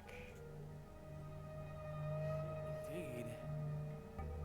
Halu looks over her shoulder. Anybody in the area that would notice us? No, because all the other prisoners are on the far end of the jail. All right, we're gonna slip in. Because you do see the place open. All right, we're And- gonna slip in and shut the door behind us. But on the other side of it, You see the instruments that indicate that this is a place meant for interrogation. What kind of interrogation? I think you can figure that out. Oh yeah. That's what I was worried about. Oh, Spread them.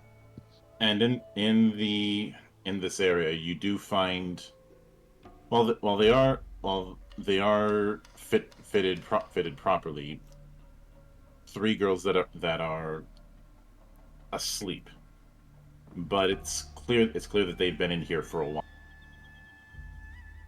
Halu rushes over to them, and she pats one of their cheeks ever so gently. Hey, wake up, wake up. Off in the distance, you hear someone say, "I used an acupuncture technique. They'll be asleep for at least a week." Halu goes rigid. And she stands up very, very slowly. So you turn around, you see someone who looks like their outfit appears to be that of a drunken, a beggar, but their posture and the way they speak seems to be far more official. But there's also a kind of nothing in the way that he speaks. It's very neutral. Am I correct in assuming that you're Shan? You are incorrect in assuming that, because Shan is not my name. I am Inspector Leng Ying. And you have just stumbled onto my investigation into Celestial Plume in this city. Funny enough, that's exactly the reason I'm here too, aside from looking for these three. I had acquired these three for the purposes of finding out where the Celestial Plume sources were coming from. Unfortunately, they were not willing to provide me the information, so I had to search them. It's very clear that torture was involved, but the way he says it is like it's a item on a spreadsheet. Halu's jaw ticks with fury as she struggles to bite her tongue. If you're looking for Celestial Plume, my girls and I would be more than happy to help you. However, there's just one major problem here.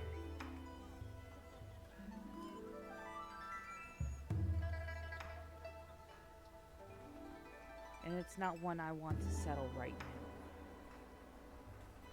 Well, now. unfortunately, you have violated Imperial law by even being here, and I need to make sure that my cover is maintained. At which point he immediately seems to fling his wrist as a rope dart comes out from under his sleeve. Halu's gonna dodge. Rolling movement. 10. Yep. You get out of the way, it hits the wall, and it immediately goes back into his sleeve. Halu instantly reaches for her whip. I do not enjoy violence, but unfortunately, you all leave me no choice. In order for me to do my job effectively, you must die. Nothing personal, it's just a job. And to that end, And there's John, actually there's one problem with all this because there's only 2 of us down there. I don't know why you're putting Hu Zhao and Zhao Wei on the screen where they're not here. GM Fiat. Yeah. when they heard that rope dart, they came running. How would they hear it? Probably Spider not very sense? loud. Ah, How would they find the room? We closed the door. You didn't close it all the way.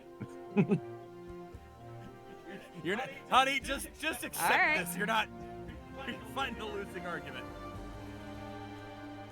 But, John, what time is it? I'll try not to be too loud here. Hold on. Yes, folks, check your phone, check your watches, and check whatever timepieces you're carrying, because that's showing to me it's combat time! And I have no idea. Wait a minute, I do know why. Okay, I've got it as zoom to fit. I have no idea why the nameplates are so damn big.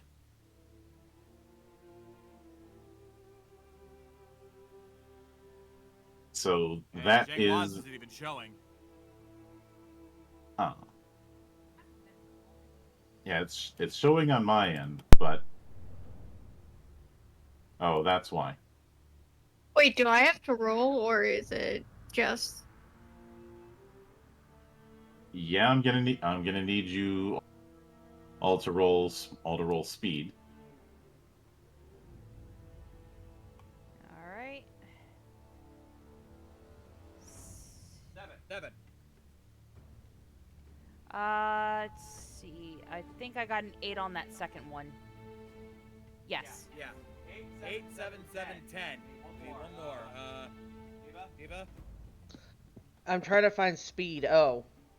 It's a I'm 2, gonna so be I roll using- 2 dice, right? Yep, skill 2. Okay. Really? It could be worse. Okay. Let's see. I'm going with.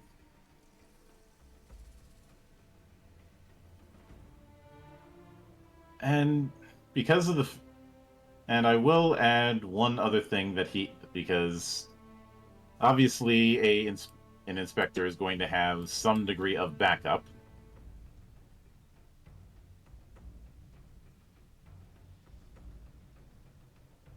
And in this case, that backup is probably something that you guys did not want to deal with. Shit. Yep. Because, well, this is an Imperial Inspector. As in, he doesn't have this job through the Sheriff. He has the job through the Emperor.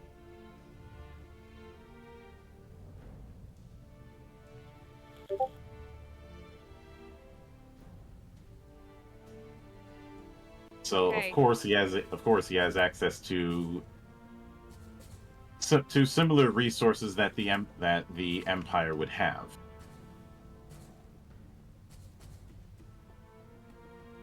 And in this particular case, one of those resources is a Yao. But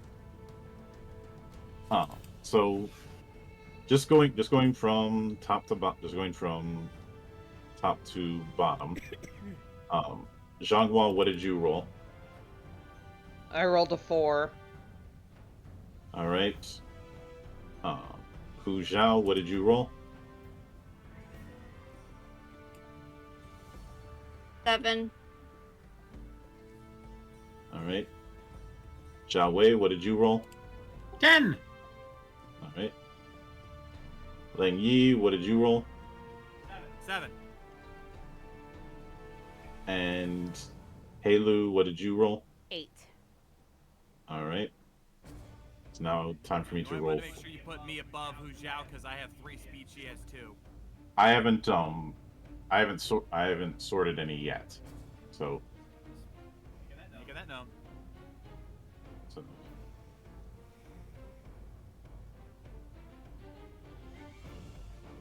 So let me take care of that, and then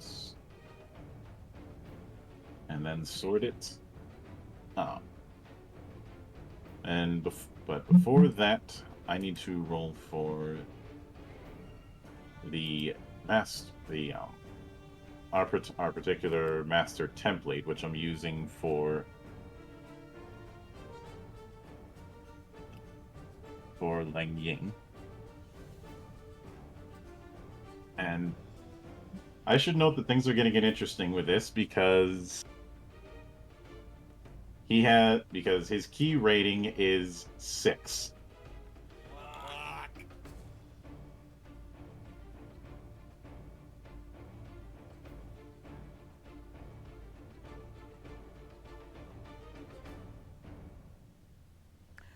Oh! Question. Do I have the regions needed for the Calamity Star ritual?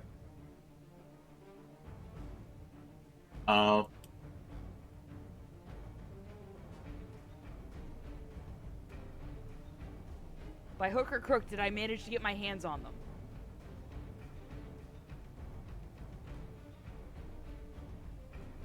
In this case, not quite yet. Damn.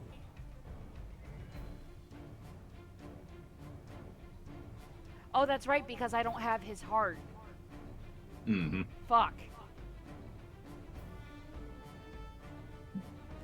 And obviously, the heart's not going to be. He might have the heart on his person, but the problem is he wants to kill you. Mm-hmm.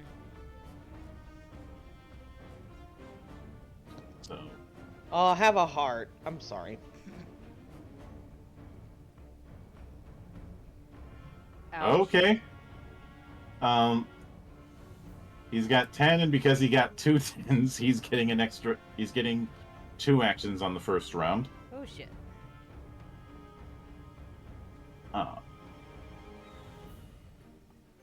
And as for the Yao, let me get that out.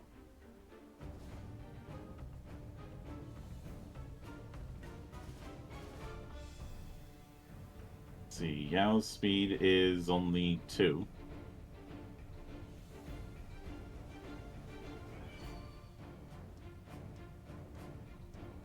And that's a 7.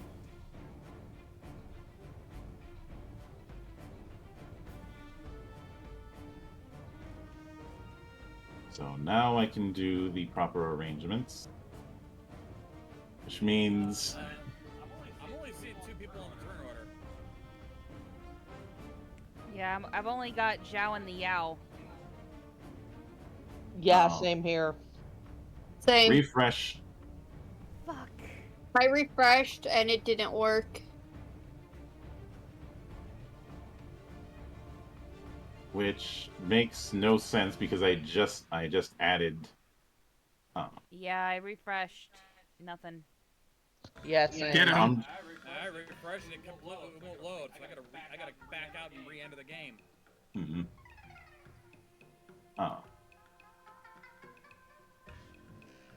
I think it might be a Roll20 issue because I'm seeing the full turn order, and there isn't a reason why. Because you guys should be able to see the Deadly Master, you should be able to see the Yao and all that. Yeah, it's just the turn order we're not seeing properly. Yeah, in that case, it's a Roll20 botch. It's not a botch on my part. I wasn't assuming it was. It's just Roll20 fix your shit. Mm-mm. So.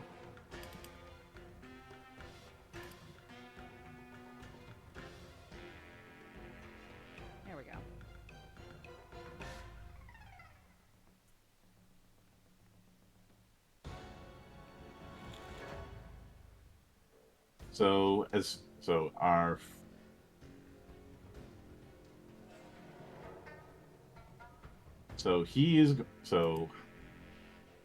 First move that he's going to be doing is using Dog Bashing Stick against Xianghua.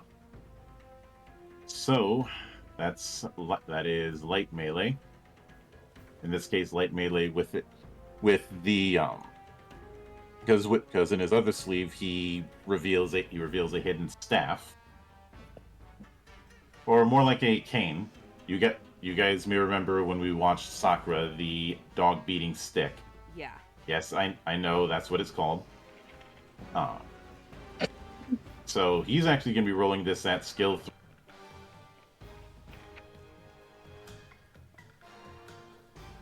All right. First off, Xianghua, are you going to attempt to count? I don't think my counter would work here because it's intercepting blade. Unless it's a projectile, I can't do shit. All right. So does 7 beat your parry? Let me check.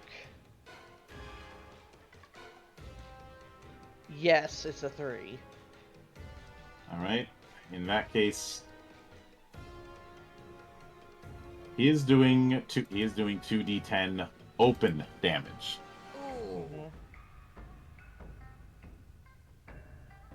Oh, So- let's hope he don't roll no 10s. A 5 and a 3. Do either of those beat your hardiness? Yes, because I only have 3. Then, so both of them beat it. Mm-hmm. Then that means you take 2 wounds. Yeah, my hardiness is 3, so.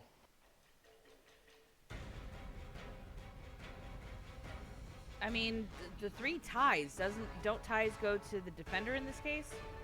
In that case, yeah, it's only 1 wound. Okay. 'Cause now you see why I was reserved about damage.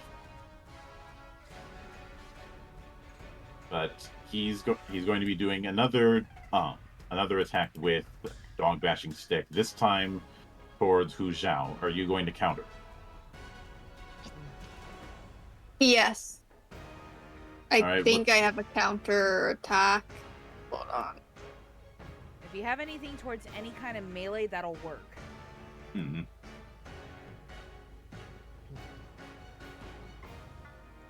Okay, I have the Fierce Strike.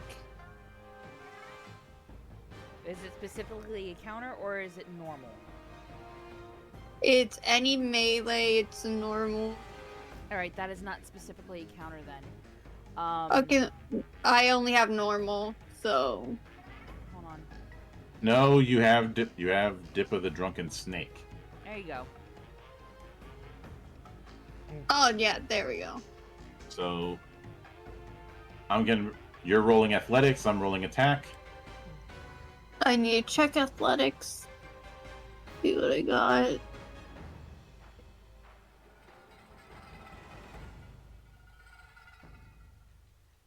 I got 2. Alright, skill 2.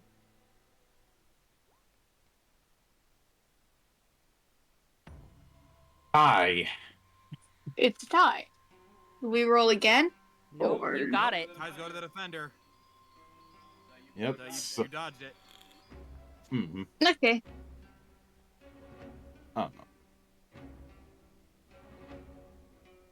So because of that, you are going to be able to do a counterattack. That's just going to be a standard strike with your staff. If you hit, Right.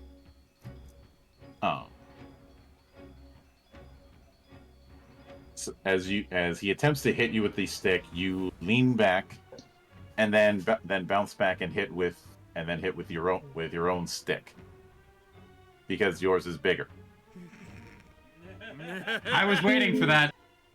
Oh, So I roll with my 3 sex staff. yes. Oh, I think it was just supposed to be 2d10, not the skill 2. Otherwise, that'd be a 7. no, it's the strike automatically hits with a counter. What you're supposed to be rolling is damage, and add 2. So So what do I roll for damage? Which one do I click? Click your token. And at the top of the Yeah. page, your macro should show up for damage.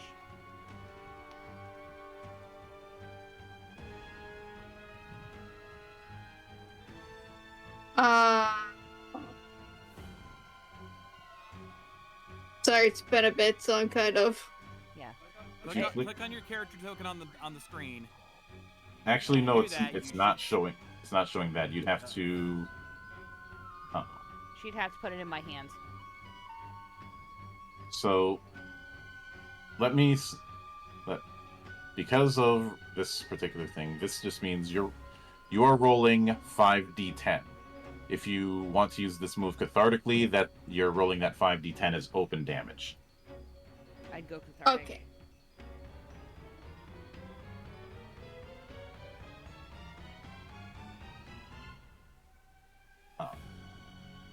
So type out roll 5d10. Yeah. Slash R space 5d10. Capital D or lowercase? Lowercase. Everything's lowercase. Okay, I want to check with that.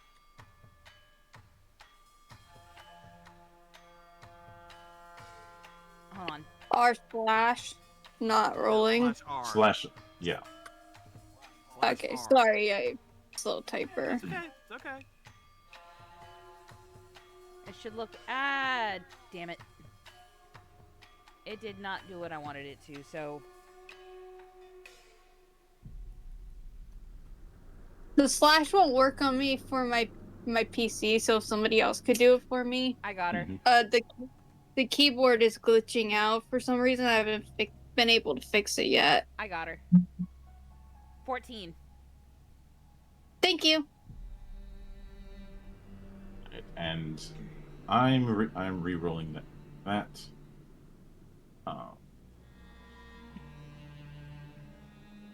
This is a Very nice. okay. Only 2 of them hit, but that's still 2 wounds. Alright. So that's it for him. Now, Zhao Wei, it's you are up. Let's go with my new little fun whirling blade. I'm going to do it cathartically on the Yao.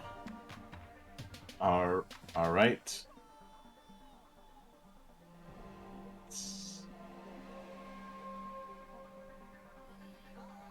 That's a melee against parry. All right, roll melee.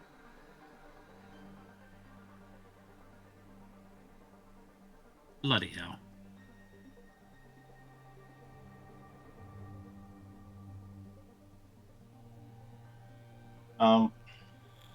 Mulligan.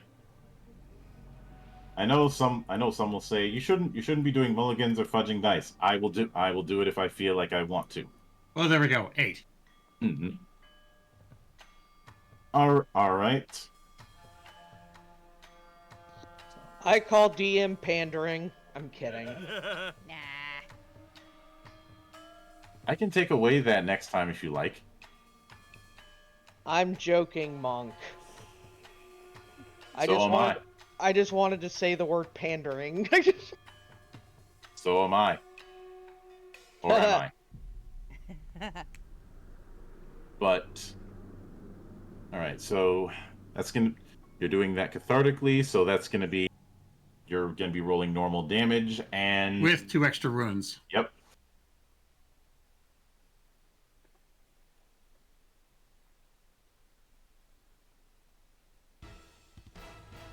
So roll it.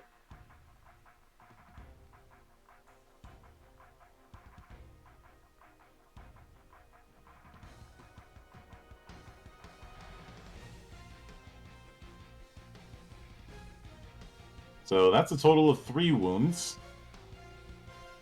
Nice! Sweet. Which means they are tied.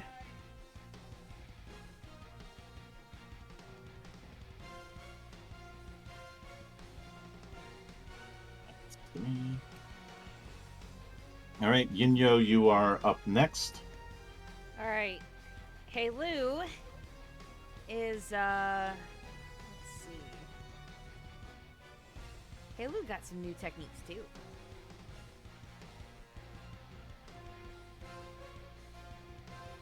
So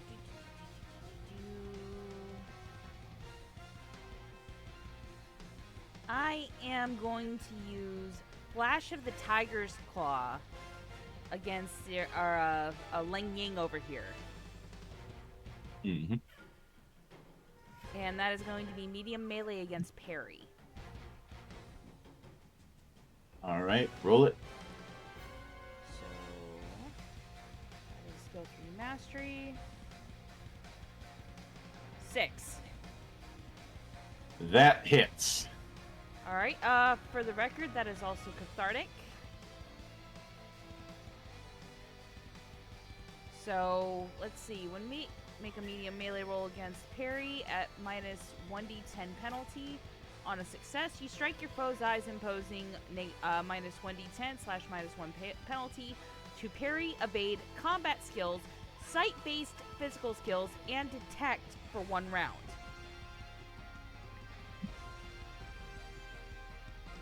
And when used cathartically, it functions as above, but lasts a number of rounds equal to the Waijia rank.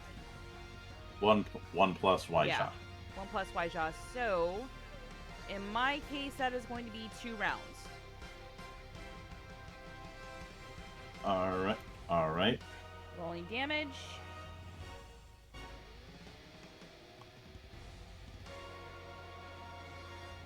Eight.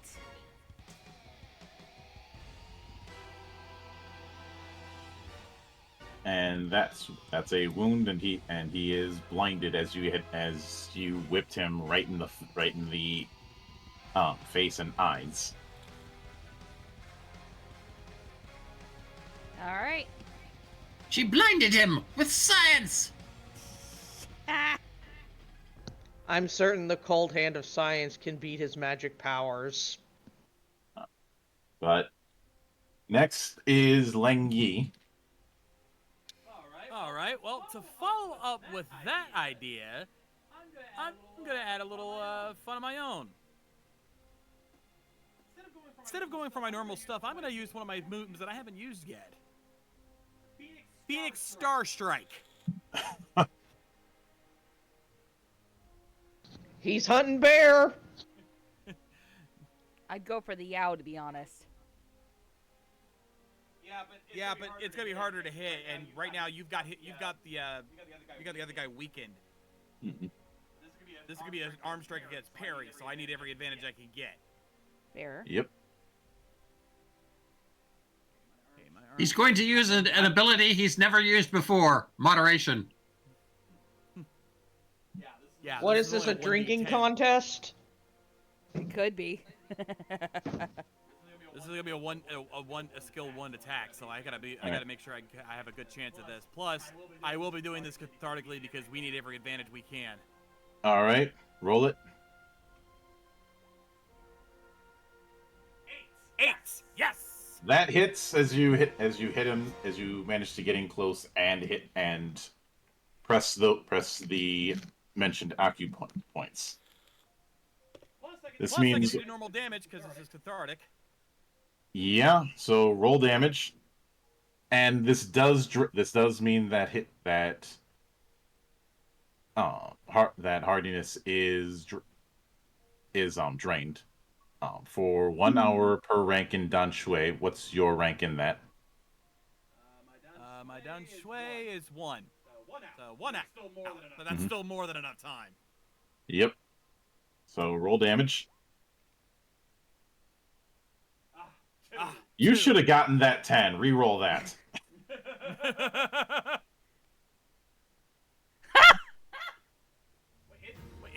Wait, Mike?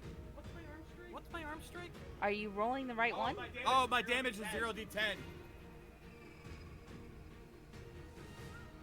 My damage is skill 0. No, even in the previous roll, I got a 2. So in that case, you don't do any damage, but you still mess with his hardiness, which means it's going to be slightly easier to damage him for the next hour. So Hu Zhao, you are up. We'll just attack regularly. Wait, did I get a turn? Yeah. Oh, not yet. Not your last. I'm sorry. Okay. With my 3-6 staff. I got an Alright. 8. Who are you aiming? Who are you aiming for? The Deadly Master. All right. All right, that hits. Roll damage. Somebody roll damage for me, because again, the roll thing isn't working for me. What was that damage? I got an 8. Damage for her staff is 2d10.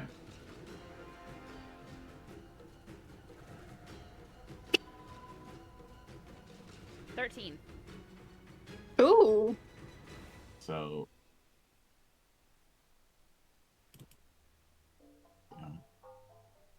So that's one. That is one wound.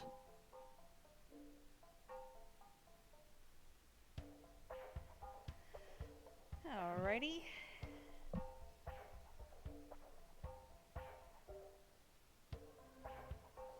And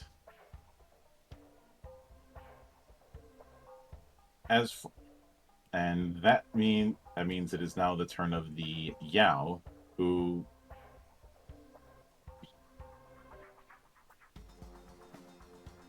is going to be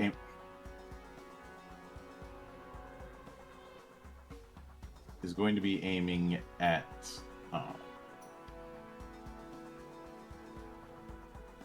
Halu. Alright. Using Fierce Strike. Okay, I am going to. What type of attack is that? Melee. Alright, I am going to use a counter. I just got a new one actually. I'm going to use Strike of the Mantis All right. as my counter. So. Okay. Let's see. Alright. So. What do I roll? You're rolling arm strike. Alright. So, arm strike is. Skill 2. 10. Well, I don't need to roll. Yep. And I also need to note a couple other things. Make an arm strike against the attack roll of any melee attack. On a success, you avoid the attack and do muscle plus 2d10 damage. After using this, your parry and evade drop by 2 for 1 round. On a using this cathartically, which I forgot to mention I was. Fuck. Am I still allowed to do that? Yeah, I will allow it. Alright, I'm doing this cathartically, so on a success, on a total success, in fact, I do muscle plus 2d10 open damage plus 1 extra wounds per rank of chi. Alright, your chi is 2, I believe. Yes. So that's 2 free wounds. And then muscle plus 2d10, let me get back up. Muscle is a 1, so 2d10 plus 1. Yep, so you're doing 3d10 open damage. Oh, 3d10? My bad. Hold on. Mm-hmm.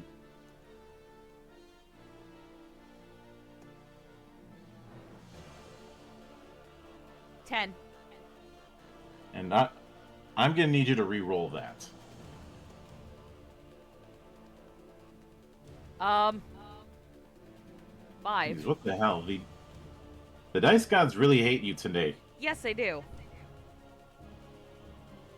What did you do to them? I did nothing. They disagree with you. Right. So, given what's happened, I am counting that as 3 damage total. Okay.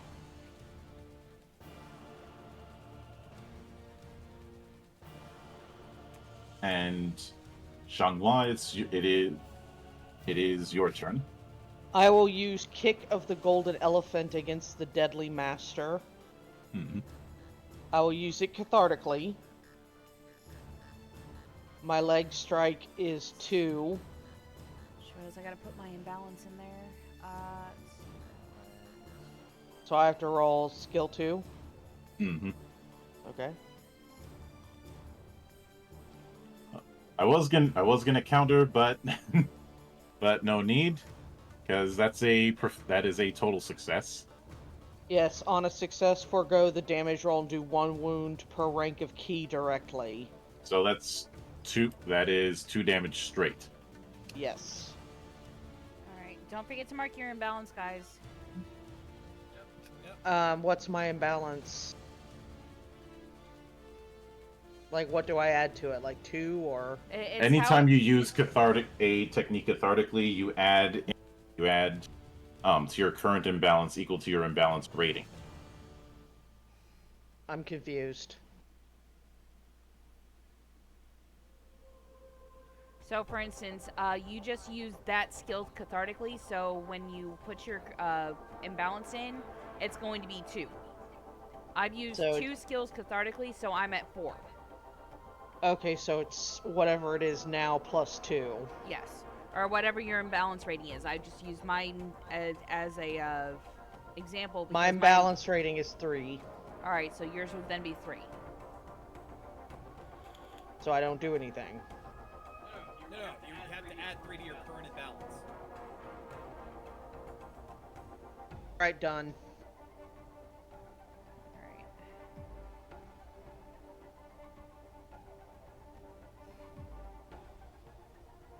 And Boss said, not today, Satan. That was out of character.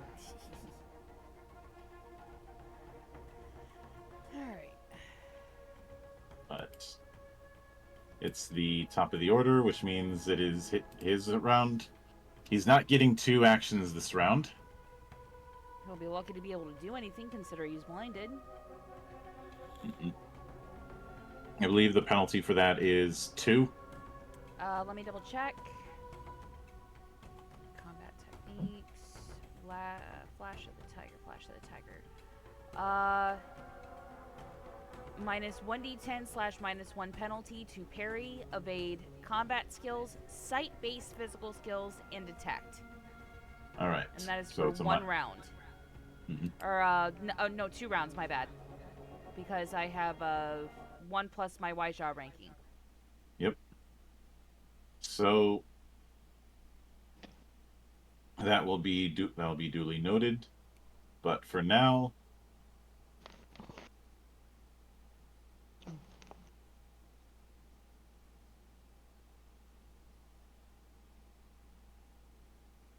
he's going to attempt to use Spearing Blade against Leng Yi. So this is. So are you going to counter? John? Oh, sorry, what? What is he using? Spearing Blade. Yep. Is that a melee? Yes, melee versus parry. Are you going to? Yep, I'm gonna also use Dip of the Drunken Snake. All right. Alright, so that's athletics. Who the hell is getting all these snakes drunk? Oh, potatoes, it's me. 9. Who's getting the snakes drunk?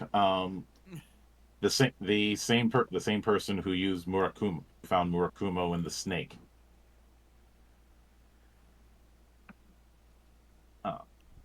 That's a 9. So let me roll parry, which in this case is No, that's my counter roll. yeah. Not I have to. I still have to roll. I still have to roll melee. Yeah, that's what I was like, wait, what? Yeah, that's your attack roll. You're fighting him, rolling. Mm-hmm.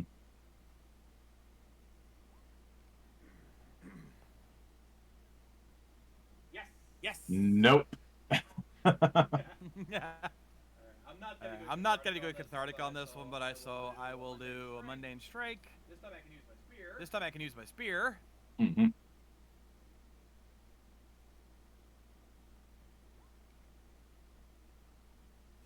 10. Woo! Profound success. Add one more D10.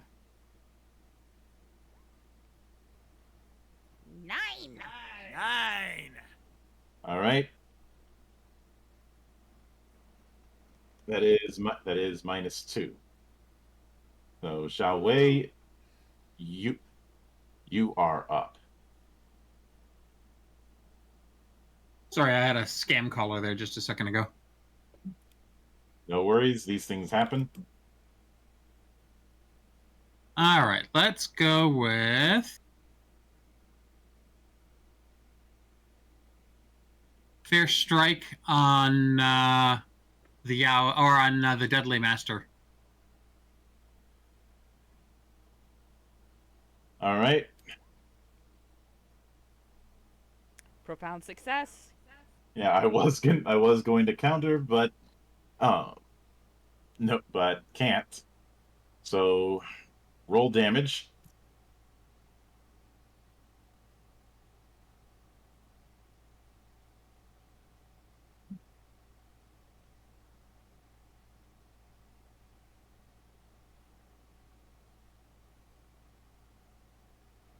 Neff. Had to type it in for the extra ones, but look at that. Oh, Jesus. Roll another d10.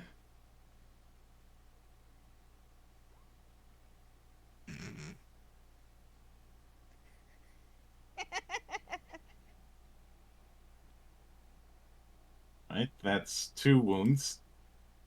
Yinyo, you are up. Halu snarls as she looks at Ling Ying. You hurt those girls. You use them for underhanded techniques, and you don't even feel fucking sorry. As she's talking, she's pulling the mask out from the inner portions of her Hanfu. You will pay for that, you son of a bitch. And she settles the mask over her face. This is how I got the name Orchid Mantis.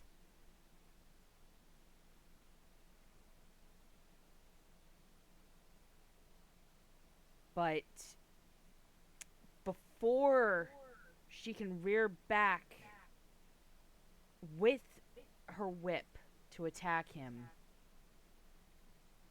her arm freezes and she screams almost unnaturally. For you see, that mask is cursed. And a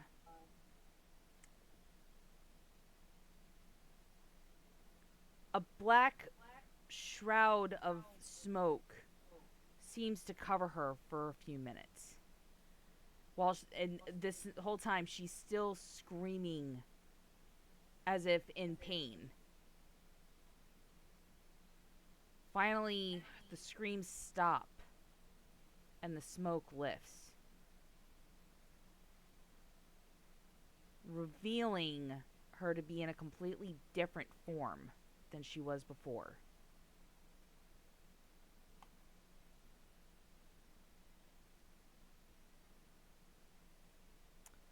For you see, Yinya Heilu is no longer in control.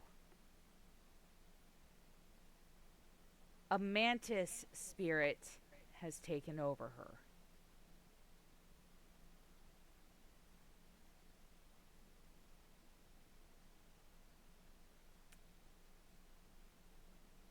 Ladies and gentlemen, this is where shit begins getting real. I switched to the second controller port. And for those of you who are not watching the stream, let me put this in the chat for you to see.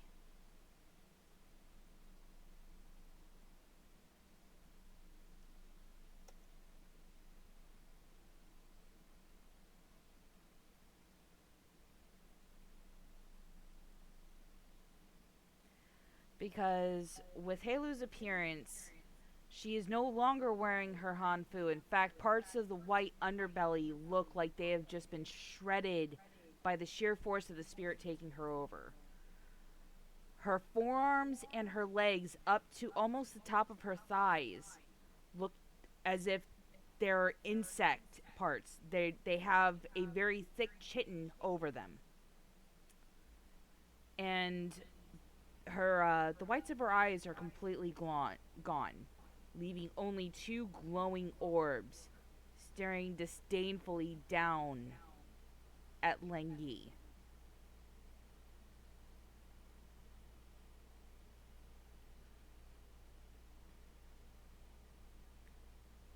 The mantis spirit draws the whip tight between both hands. Are you ready to die? I am a servant of the Emperor. Death is inevitable.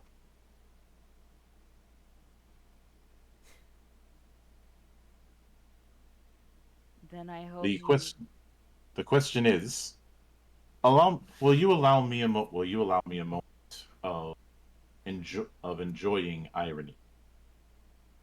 You criticize my methods, and yet here you are playing with key spirits. Who's playing? And with that, the mantis spirit throws back the whip and hold on one second. Fuck. Who the hell messaged me? Oh, server notification. I thought I turned all that off.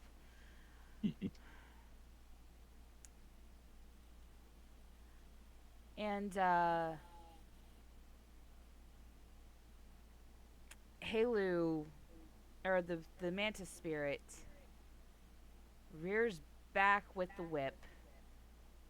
And let's see, which one do I want to use?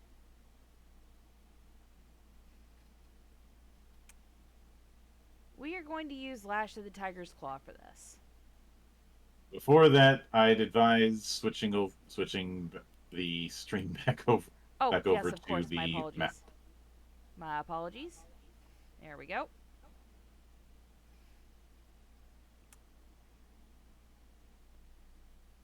And where was I? Let's see. I'm going to be using this cathartically. And let's see, that is medium melee, so skill 3. 8.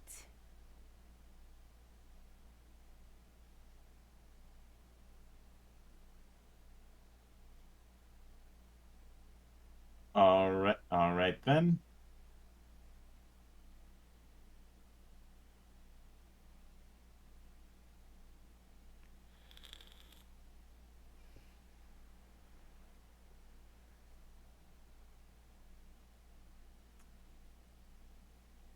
I don't know what.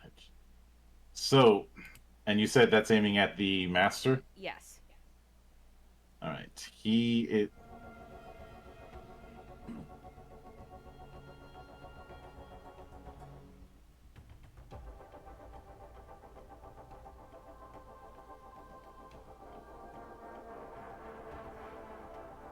is going to attempt to use Iron Spirit Reversal as a counter, and this is going. But because of the fact that he's still penalized, this has to be rolled at 2 instead of 3. And this is gonna be against your parry. Alright. Oh, that doesn't have a prayer. Oh my Yeah, god. no. Because her parry in this form is 5. I'd like to take a moment for everyone to appreciate the lovely art of Mantis form Halu right now, because that's awesome. Anyway, proceed. But yeah, that did That parry did not work, so It did fuck all.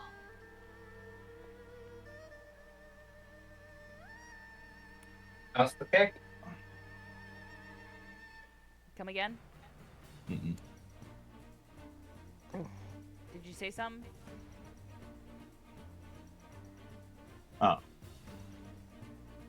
Didn't, but roll damage. All right. Sorry if you heard that. It was my partner talking to me. He brought down cake. Oh That's a shit. 10. All right, And roll 2 more dice.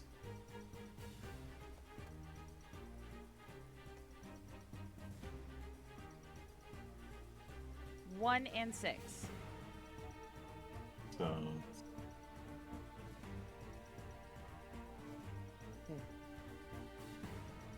because of how I set it up, that is 3 damage. So how do you want to take him out?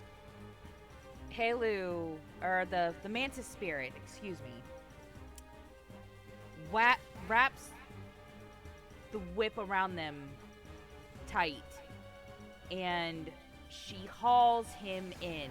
Now, mind you, Lash of the Tiger's Claw can be used to either throw people up or around. And cathartically, it's gonna cause 1d10 falling if I were to throw him up. But of course, there's a ceiling over our heads, so. Remember the You wall can banging defend in him against Neverwinter? the Neverwinter? ceiling. Oh yes, I know. I know exactly where I'm getting at with this. So she's going to send him up and down, up and down, up and down, until there's nothing but bloody splatter left on the floor and the ceiling. And then she's going to discard his used corpse towards Zhanghua and Hu Zhao. Dear God. even Ling Yi is just like, holy shit. I've seen many things on my travels, but nothing like that.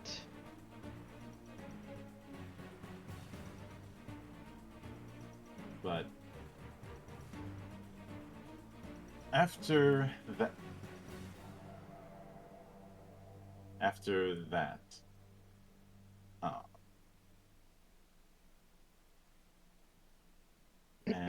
and let me add turn and switch things out so I don't use the wrong terms accidentally. Of course.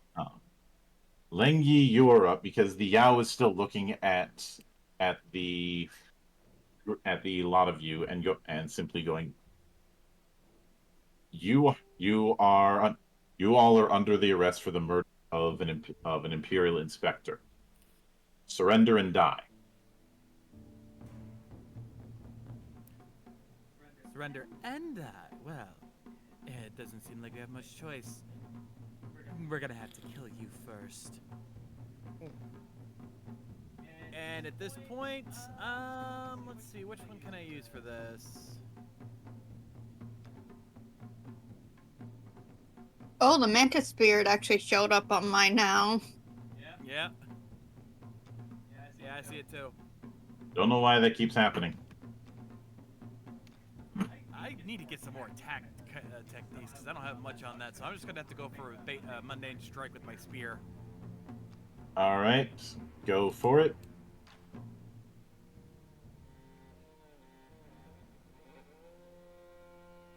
Double 10. Holy shnikes! All right, roll damage. Make sure to add 1. Alright, I didn't realize I didn't realize you and Kay's damage roll sponsored by Ty Dillinger.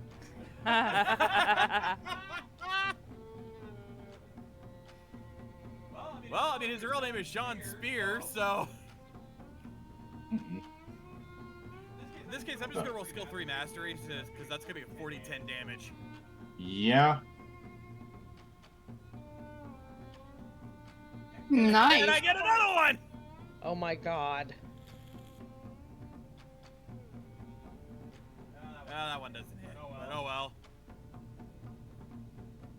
Well, 3 is better than a 1 or 2. Yeah, but it still doesn't hit. It's still only going to be 1 wound.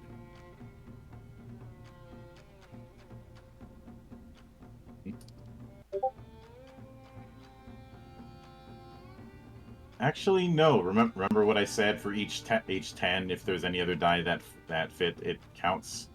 So that is actually 2. Hey, I'll take it.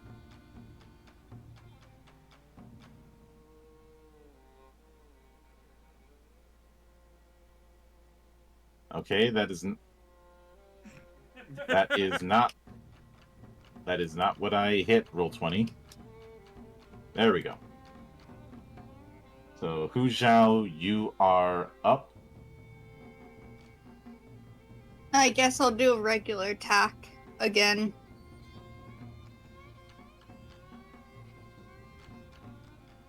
That does nothing. Yeah, that's a whiff. Which, one of the things you get out of it is that even though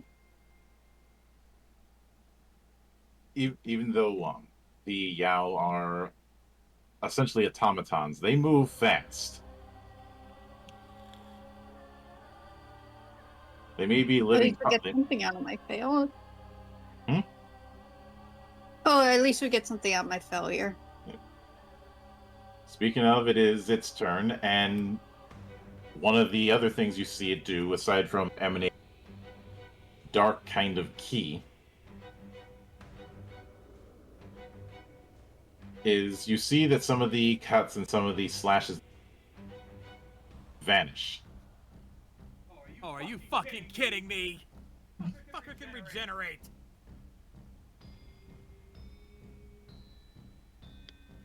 Yep.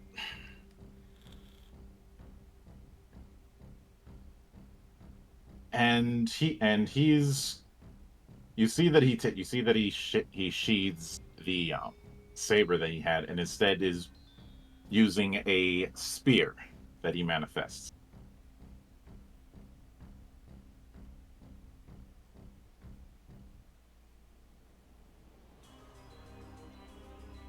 And when it comes to the spear, you see him do a spin that is essentially throwing a wave of ki at all of them.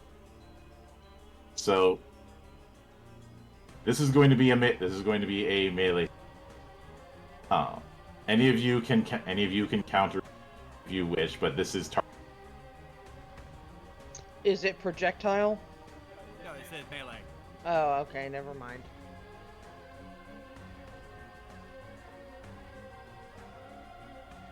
Ooh, a 10. No. Oh, fuck, never mind. None of us are countering that. Hold up. Because I can still try. if you get you're going to need to get a 10. Fuck it. Weapon stride. All right. Strike of the Mantis. Damn it. Nope. Oh, Close, so but no fucking cigar. close.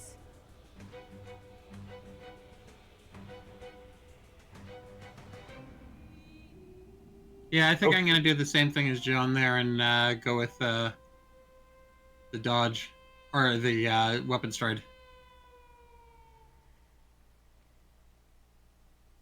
Nope. Can I dodge? This is straight against parry, and since I rolled a 10, it's going to be an auto hit. Okay. So here's where things get worse. This is going to be open damage. Oh, fuck. What's the difference? Meaning any dice that match our hardiness count as a wound. Instead of it just being 1 damage guaranteed, it could be as many as however many rolls he has. So this is 4d10 damage. Alright, Oof! 2 wounds on me. That's So- 3 wounds on me. 3 on me. So I rolled a 5, a 2, and 2 7s. Zhanghua, how many of those beat your hardiness? Uh, Where do I one, check for my hardiness again? It's under defenses. In your skills. Yeah, I have a 3. So that means you're I getting have hit a with 4. yeah, you're getting hit with 3 damage. It might be better to just do hardiness checks. So Hu Zhao, you're also taking 3 damage. Zhao Wei, what's your hardiness? 3. I'm taking 3 damage. Lang Yi, what is your hardiness? Mine is also 3, so 3 damage. And I've already taken out my damage because my hardiness is a 6, so I only took 2 of those. Alright. There's also a lingering energy blast that you guys have to deal with.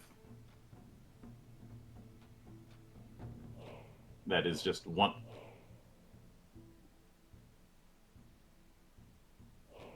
But fortunately, that's not going to be a factor. So, Zhanghua, you are now up.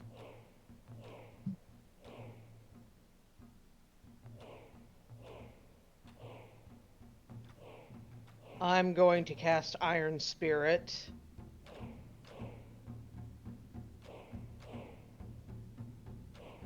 Which is muscle. And where is it? Okay, it's 2, so I roll 2 dice.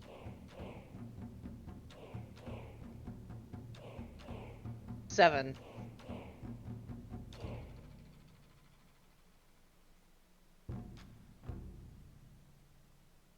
On a success, you absorb 1 wound from 1 attack per rank of Nagong for 1 round. Oh, what's your Nagong at? My Nagong is 3. Alright, so you're going to absorb 3 wounds. Okay. So, it's out. So, Zhao Wei, you are up. All right, no more playing around. We're doing the spinning slicing again. The whirling blade that I did the first time, and I'm doing it cathartically.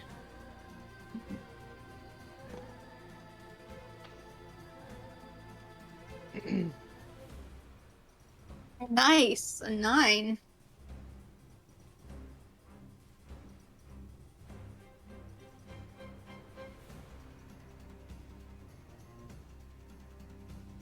Alright, and that hits. So, roll damage.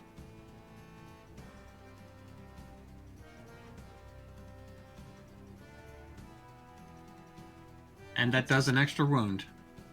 Yep, so that is 2 damage total.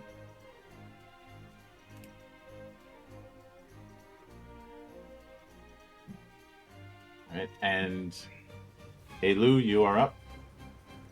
Alrighty. Let's see.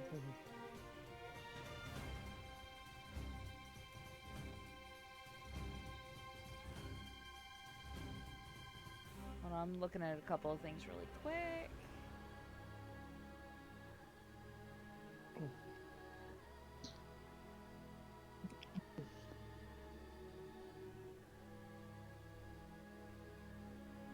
Alright. Okay. I think I got this.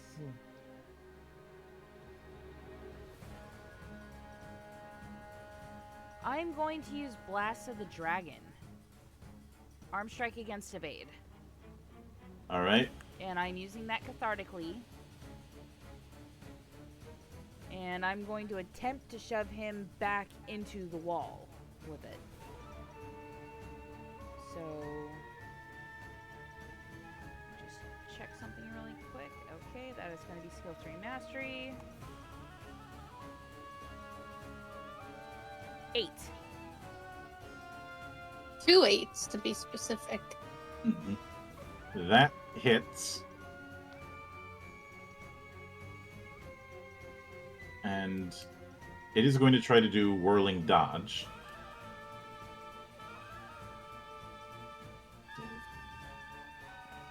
So, 2. Well, shit.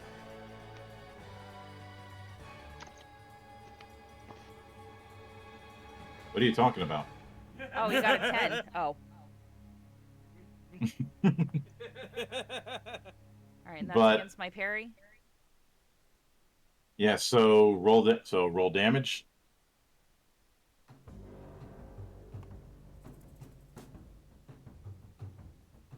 Seven. Remember, since you're doing it as that spirit, it has to be done cathartically. Yep. So let me double check Blast of the Dragon. Does 1d10 falling damage per chi level in addition to the normal effects.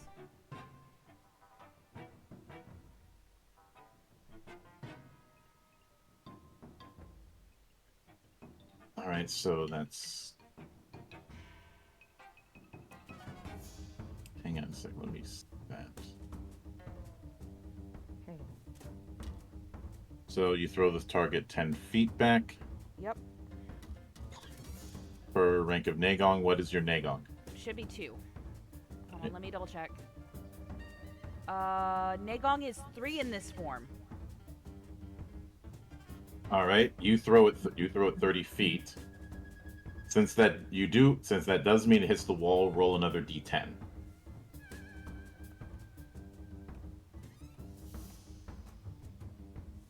Ten. Second verse, same as the first. 9. Impressive.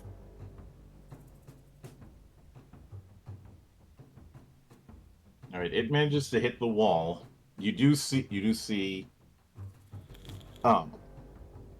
that as it did that, you managed to rip the upper part of its clothes, and because of that, everybody can see what the chest of a Yao looks like. Namely the fact that there is a big old hole with a black stone radiating chi, where its heart would be.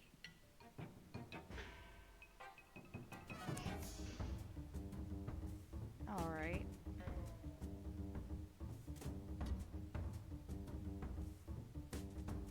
But Leng Yi, you are up. Alright. Well, it's probably not going to end well, but I got to go to shot because I'm done playing around as well. Where is it?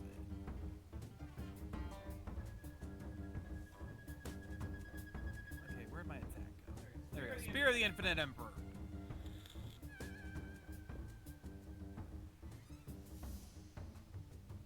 All right. Let's see, and it's going to respond with whirling dodge. Yeah, it's probably gonna. It's probably going to dodge it because I got a low roll there. So did I. Shit. Yeah, well, ties But- go to the defender in this case. Yeah, I know. Yep. But I'm willing to give a one-off since this is the first time you've used that technique.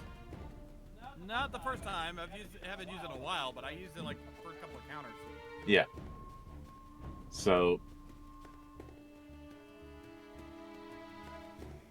are you using it cathartically? Let me double check something here.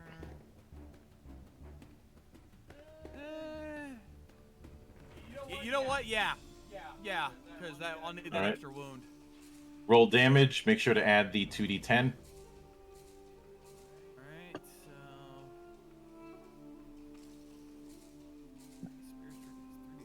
I'm gonna have to roll 5d10. So do this myself.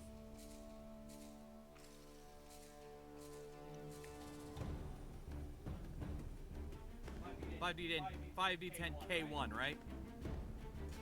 Yes. Oop, and I forgot. Oh. Would help if I put the R in the slash. 9. All right, that's two wounds total.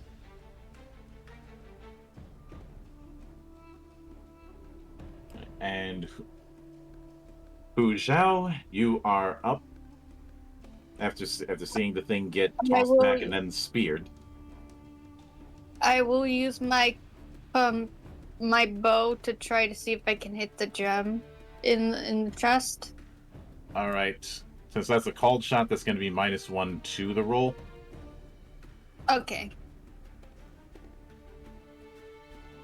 8.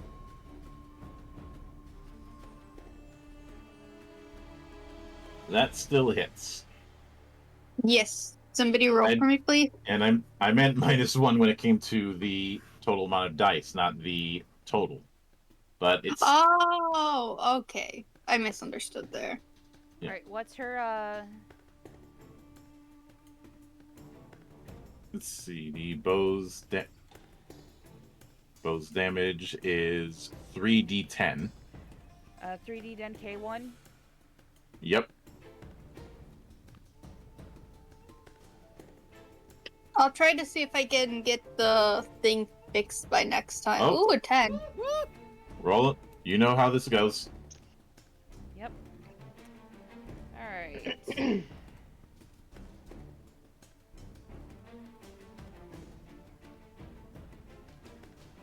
And a 9.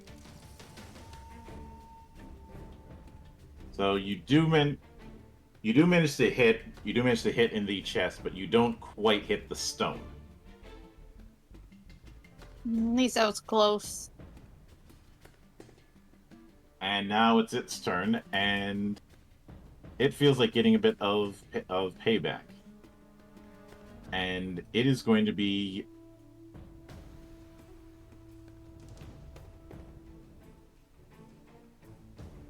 using Eagle Descends Loudly and throwing the spear at Hu Zhao. Are you going to be countering? Yes. I only have one counter, which is Dip of the Drunken Snake. Does it still work? It's targeting parry, so yeah. Okay. How do I roll for this again? Oh. Actually, I'm blanking. Oh. You would roll over the athletics roll, so what's your athletics? It's a 2. So I just Alright, rolled skill 2. All right. So.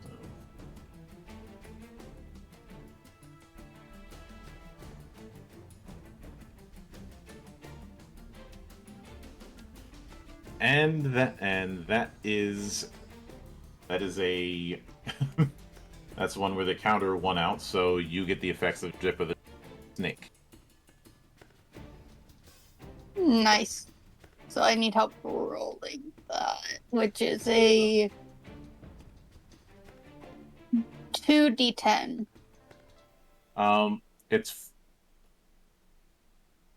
It's actually that not exactly. It's 2d. It's the damage bonus is per your rank in Waja, so it is 4d10 total. 2 from your staff and 2 from the technique. Okay. Alright, so, keep 1. Yep. 8.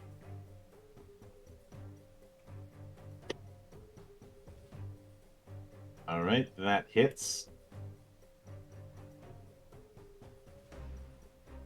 So Shanghua, you are up. Is Iron Spirit still effective, or do I have to cast Reversal to remove it? No, it's still effective.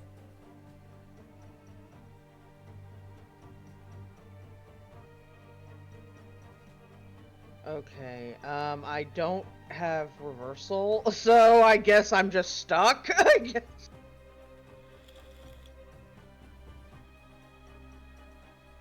Which, fair enough, I'm not upset about that, because I have 1 hit point. Oh yeah, you can't take any moves while using this ability. But you can still attack. You just can't move. Yeah. We haven't really been using movement this campaign. You can go ahead and attack. Mm-hmm. Oh, I can? Okay. Yep, I So- have Iron Spirit too, so I know. Okay, I will attack with my fan. All right. You No, want it's me to not like click- you've been using ranged attacks with that fan's hidden needles this campaign anyways or something. You know. I can't use kung fu techniques, can I? I didn't say you couldn't.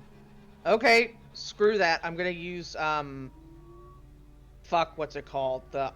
The storming needles. All right.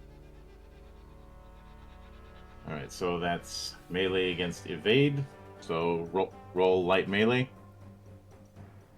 Okay, and I get plus 1d10 to my attack roll for mastery. Yes. So skill 3 mastery. Okay. 10. Perfect roll. All right then. All right then.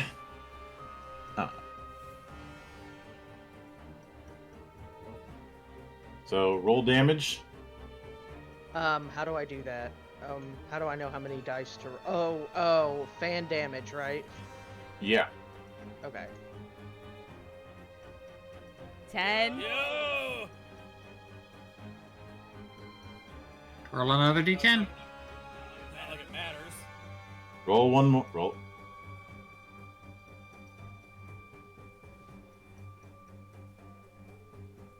Honey, we need the Friday button.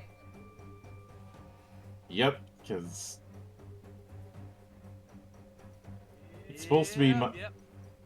it's supposed to be -2, but because I keep writing in minus some, it calculates it wrong. But yeah, -2. So yeah, the Friday button is definitely called. You got knocked the fuck out! Xianghua takes out her fan. Don't fuck with me or my friends, and digs the fan into the heart, quote unquote, of the statue. Which that finally shatters, and as soon as it does, the thing just lays limp, completely dead. But in some of the after doing a bit of inspecting of the bodies, because this is how it goes, you do see that. Well, for one, he wasn't lying about being an Imperial agent, because he has the Emperor's seal on his person. And two, you also come across a letter, one that was written by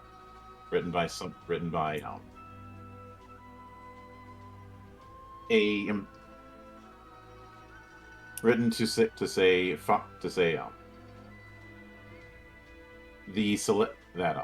the celestial plume has been successfully placed in a shipping container. So they claimed they were trying to stop Celestial Plume, but they were the ones helped shipping it. Bastards. Or rather, it's been placed in one of Long Ma's transports. In other words, they're trying to frame Long Ma. Lovely. That seal, Ling Yi. Do you think it could be useful? We have to be very careful with this. If it's caught on us and they know we're not Imperials, this could be very, very bad. It might actually be better to not bring this with us. Well, they might not question it if Hu Zhao carries it. No. Even for Orthodox sects, Only those who are working directly with the Emperor can carry this seal. That won't work. In fact, And we'll I would actually get feel her kicked- I would feel comfortable about it. As you were stating, I'd most likely get kicked out of my sect, which I prefer not to. Fair Getting enough. kicked out of your sect would be the least of your problems. Exactly. Getting caught with this, we might as well have our heads on a pike. Fair enough. Many of us are not afraid to bend the rules, but there are some rules you just don't bend. That is But- true. While things do seem to be calming down, Halu is still looking at the rest of you with a intense glare.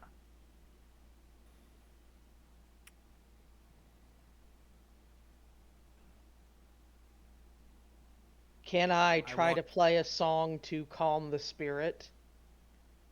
That won't work. I calmly walk up to the spirit. You've done what needed to be done. At this moment, you've had your vengeance. Release our friend, and you may have your chance to get your vengeance again later.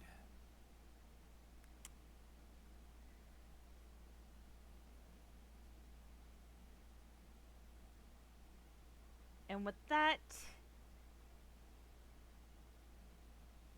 one clawed hand raises high as if she's reaching towards the mask.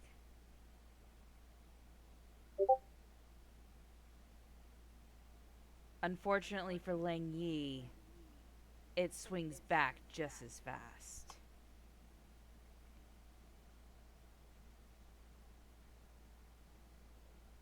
That is a Yeah, I could've 5. died. That is a 5 against Perry.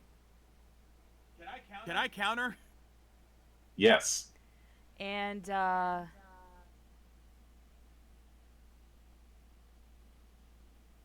as the hand passes by, my gaze meets yours. And all of a sudden, you just feel flames lick up all over your person. Because the spirit is using the skill Burning Gaze. So, And that's a 7. what's Ling Yi's resolve? Resolve? 6. Yeah, she beats it. Barely. You're taking a pain penalty for 2 rounds. I rolled a 7.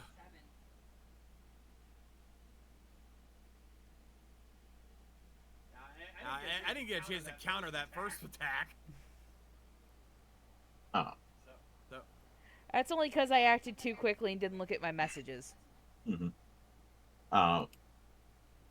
But We'll say you slipped the dodge, or you slipped the hit, but still got caught in the gaze. yeah, but essentially, I'm moving things to a brand new turn. So Ling Yi, it's your spot on the action count. Okay.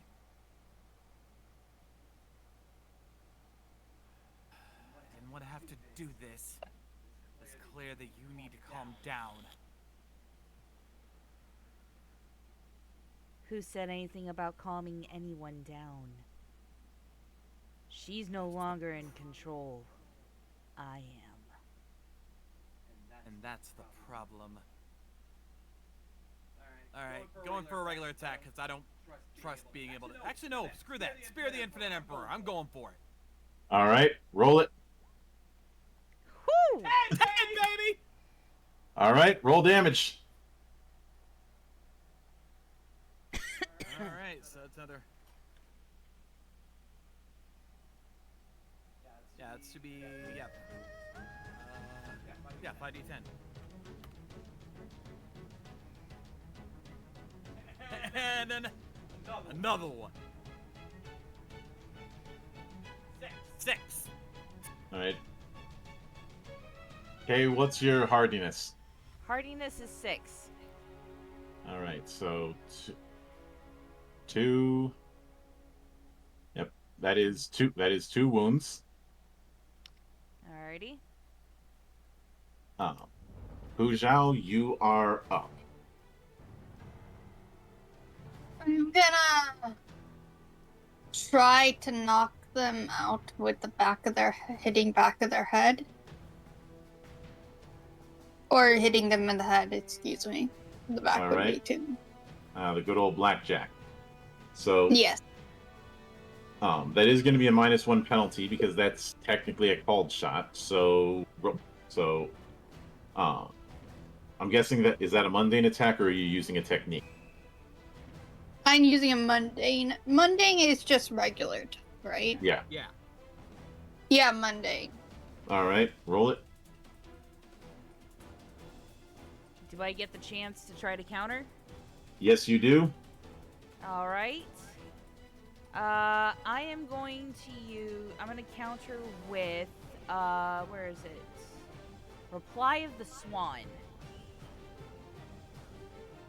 So that is an arm strike. Yep. You need to roll a golf. Come on! Well, you evade and make a Okay, I'm making a mundane attack, and because I have to use it cathartically, I'm adding my ranks of Nagong to the damage roll. I am All going right. to die. All right. Possibly. I get to create a new character if my character dies, right? This is the last episode for this campaign. You ain't dying yet. Hold on, because I gotta add my ranks of Nagong. No, drop highest 1. You rolled a Oh, 1. that's That's a right. botch. Fair enough. The 3D die makes it look a bit weird, but it's treated as a 1, so. Yeah. Alright. You just barely survived that one. Yep. You failed it. You failed at the whole hitting her. You succeeded at not getting the receipt, so mission failed successfully. But Xianghua, it is your turn. Can I use one of my skills that's not kung fu in combat? Can I use? You can try. You're gonna have to. What were you planning?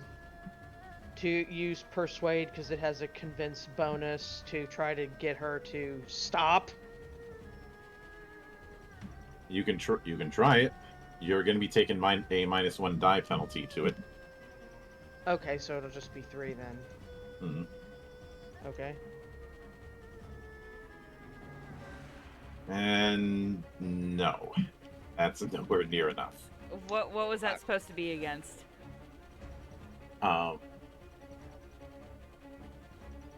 Since that's trying to persuade you, that would have been against resolve. Yeah, my resolve's a 9 in this form. Oh, Jesus.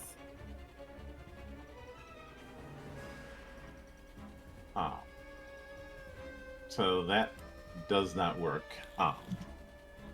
Zhao Wei, it is your turn. You know what? I think it's time since we are at the end.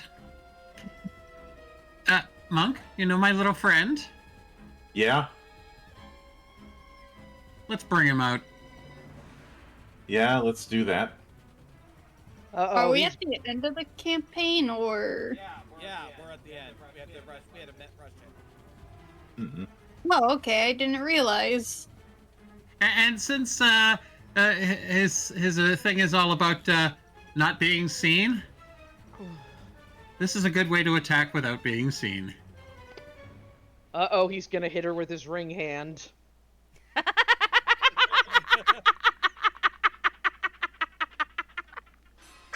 Well, let's just say you won't see what's coming. Go for a pimp called Xiaowei.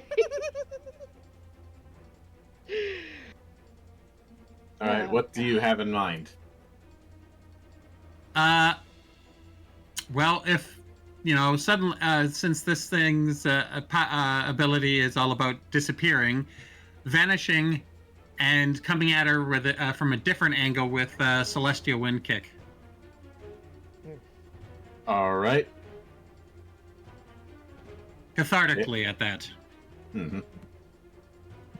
Is that going to be countered? Yes. Actually, it will be. Well, you'd have to see it to parry it. If you whatever your attempt to parry, that's going to be at a -1 penalty. All right.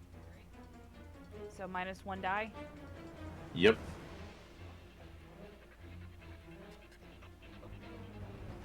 Okay, so that's going to. I'm just going to roll a skill 3 then on Strike of the Mantis. All right. For Celestial Wind Kick. You're probably gonna get it. Yep. Because of the approach. Oh yeah. You got it. Yeah. That is a total success. I have some bad news for you. I'm listening. That gives me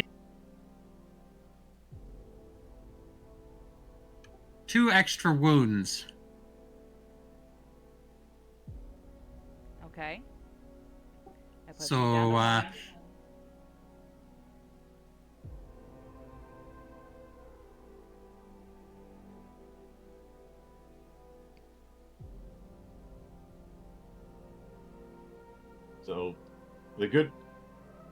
The good news is you only take 2 wounds.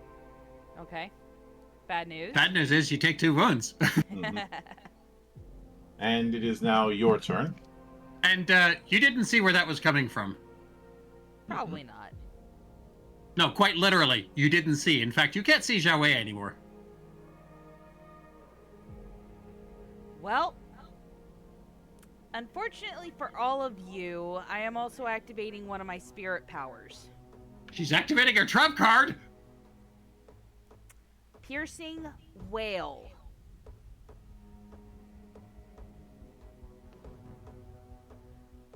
The wail of the spirit emanates 20 feet and does 2d10 damage to everyone inside that area.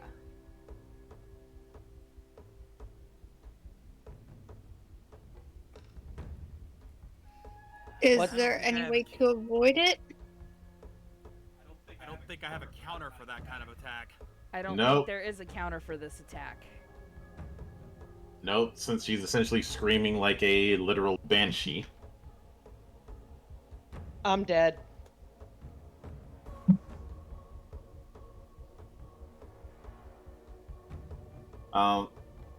You still have that shield, remember? Oh, okay. I'm the one who's dead. So what's this against? It just says it does 2d10 damage. So it's going to be against hardiness. There you go. Dead. My hardiness is 4. And let me check something with that spirit. I'm doing that myself. So 2d. It's not open damage. No, but I rolled an 8, and I didn't know what to roll for it, so I just rolled 2d10, and I was keeping the 8. Yep. So That's 1 wound each, Shangwa- I guess. yeah. So Okay, so we still have 1.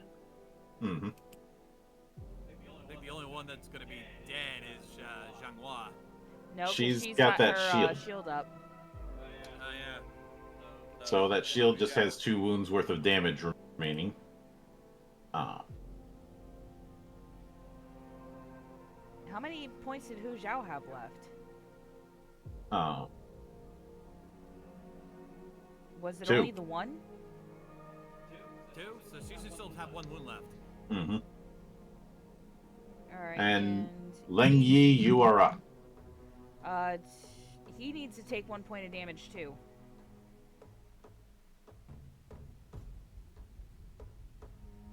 There we go.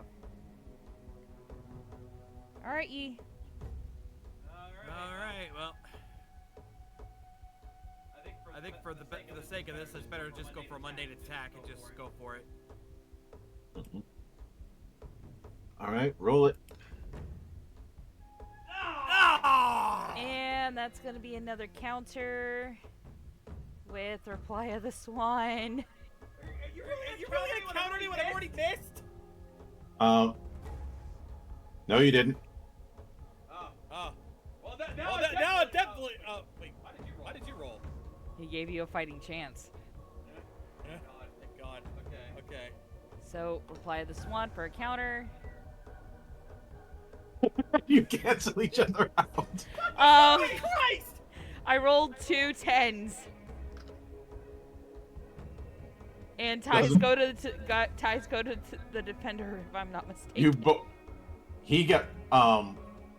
He quote unquote got a total success, and so did you. Fair enough. So they can't. So both of them cancel each other out. Hu Zhao, you are good. I was just gonna say real quick, like we'll call that the epic clash, where I'm basically, because I've been the one with her this whole time, like, let her go. Let my people go. Sorry. I would like to do Pick of the Swan, which is leg strike. All right. I have 2 in that.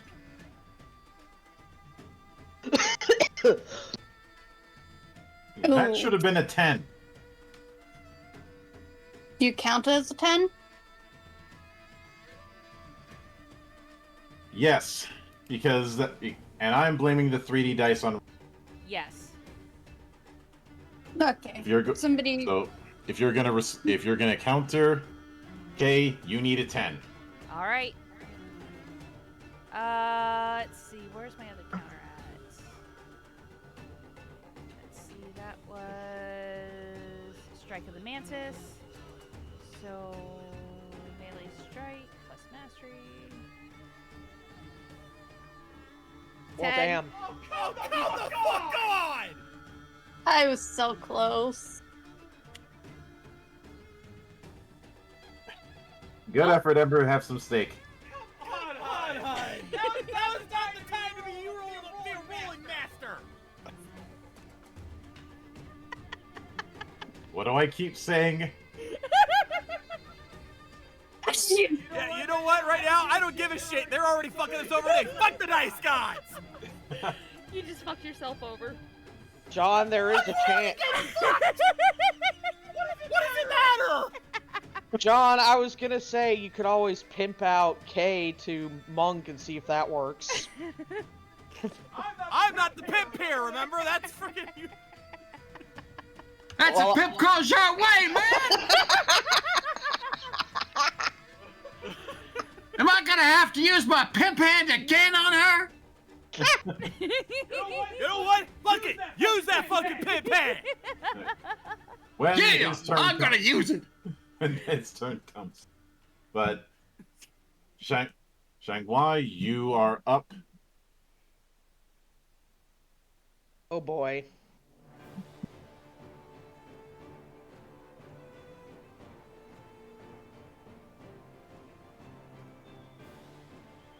Going to do a cathartic celestial wind kick. All right. It's leg strike against parry. All right. Okay, are you going to counter? I am with Strike of the Mantis again. All right.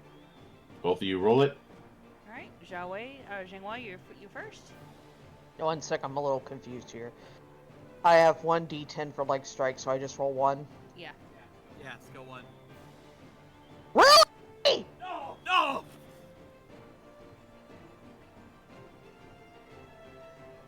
That's gonna be a miss. Yep. I'm not gonna roll it.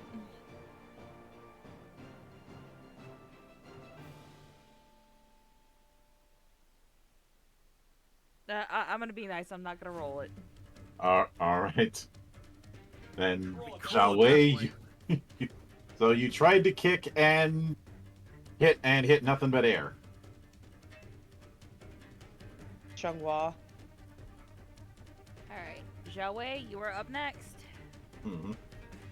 All right. Just before I attack, I'm going to say one thing.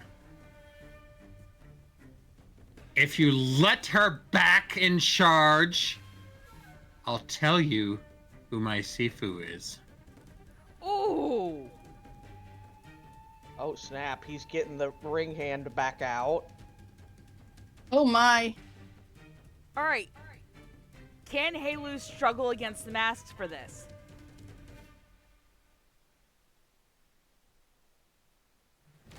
You get one die, and it's either a 10 or nothing. Alright. Here goes. Hail Mary.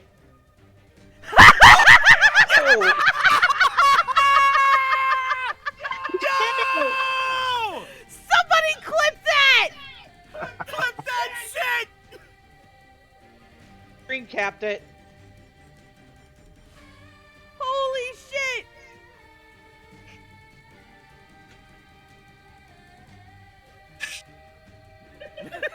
I think Bob's kind of like, Well, I'm okay. I have a thought in mind. I'm guessing that as the Mantis Spirit is, as she's taking over control, she's probably going to become weak in the knees, right? That's a good assumption to make. All right. As soon as she starts becoming weak, he rushes over, grabs her, and whispers in her ear, "Son." But Who, of course, she would recognize. Yep. So the good news is you did manage to escape at the last minute. The bad news is that right as you were inches away. You were inches away from getting the sound of one hand clapping. Okay, so Halu's back in control now, right? Back in control, and just before anything can happen, the room begins to fill with purple smoke as several robed figures rush in, grabbing every one of you, and grabbing the girl and disappearing. Each of you, you feel each of them hit you in a certain spot, and you all black out. Well, guess we're getting roofied. Great, so we're going to wake up without a liver. Oh. Orchid. And as you eventually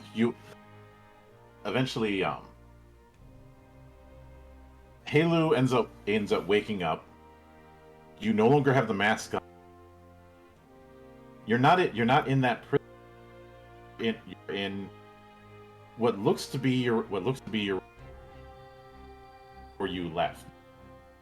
And surprisingly, every single thing there is exactly how you left it. Alright, I'm gonna say this right now. You did cut out quite a bit during that explanation. Yeah, you did. Yeah. Sorry about that. What I was saying is, you got purple smoke filled the room. You guys, everybody involved, grabbed, except for the 8 agent and the Yao, dead. Mm-hmm.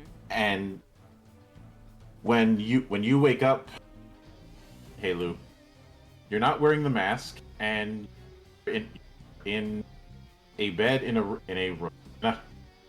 But you know exactly where years ago. And dude, You're still cutting out really bad, Monk. okay, what the hell? Because it's showing my ping as fine.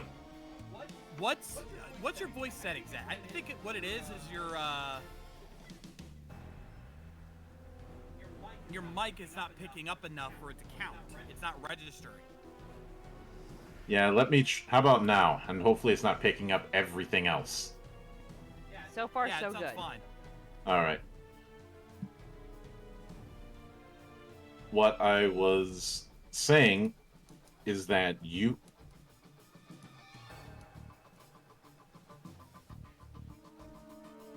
That what?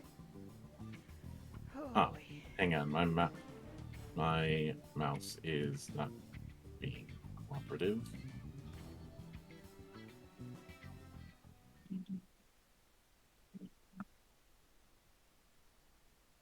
Huh.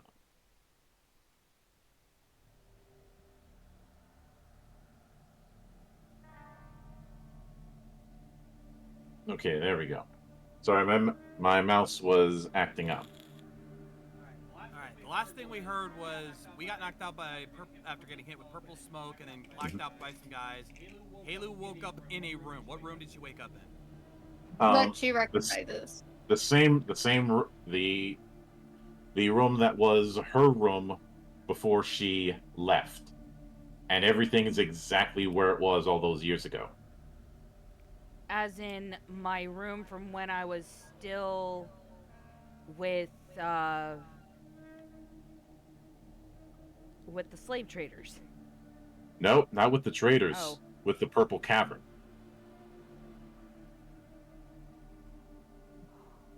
She bolts up in bed. What is going on? Weakly, she gets to her feet and stumbles towards the door. I shouldn't be here. I was cast out. As you say that aloud, you do hear a voice saying, "You were cast out." I turn towards the voice. And you see a woman in purple robes that you immediately recognize as Lady Plum Blossom. Instantly, Halu drops to her knees. And out of character, how many years do you suppose it's been since you were cast out? Probably about 7. All right. 7 years ago, you were cast out for your insistence on doing things a certain way. And in any other circumstance, you would have been killed on the spot. But I wish to see how you would take that resolve. You took it in ways I did not expect, and bargained with things I certainly did not anticipate. As she reaches into her robe and pulls out that same mask, or at least half of it. My apologies for damaging your possessions, but this was just too dangerous not to. Halu nods. Even I didn't anticipate the key spirit taking me over that way. Normally, I have a better handle over my mental state. And her voice is rich with emotion. She has tears streaming down her face at being in front of her Sifu again.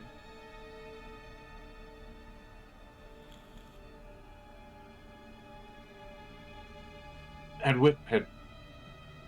which point you do see Lady Blossom toss the mask aside and then give you a hug, saying, I know it's been 7 years, and you and I won't agree on anything, but you're still as much of my daughter as any other sister within this cavern."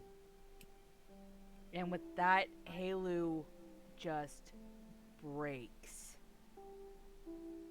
into absolute forlorn sobs. You've come a long way, my Orchid, but you still have much to do. With what happened in that prison, it's not going to be long before fingers are going to be pointed. Things are going to get a lot worse before they get better, and you, along with your companions, need more training. Halu is silent, but she's just nodding numbly in agreement. Oh. Where are the others? She finally croaks out. Come with me. Weakly, she gets to her feet and follows Lady Plum Blossom outside of her room. Mm-hmm. It has been about it's been 7 years, but not much has changed in this place. And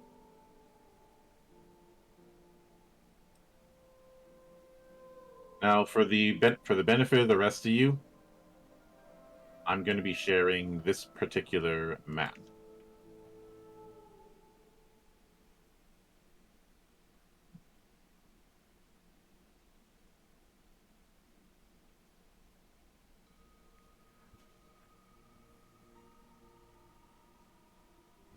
And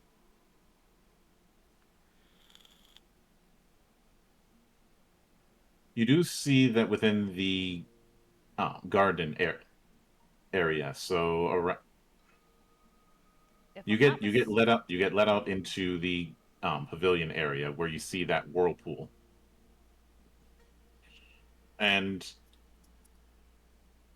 the rest of the crew is there.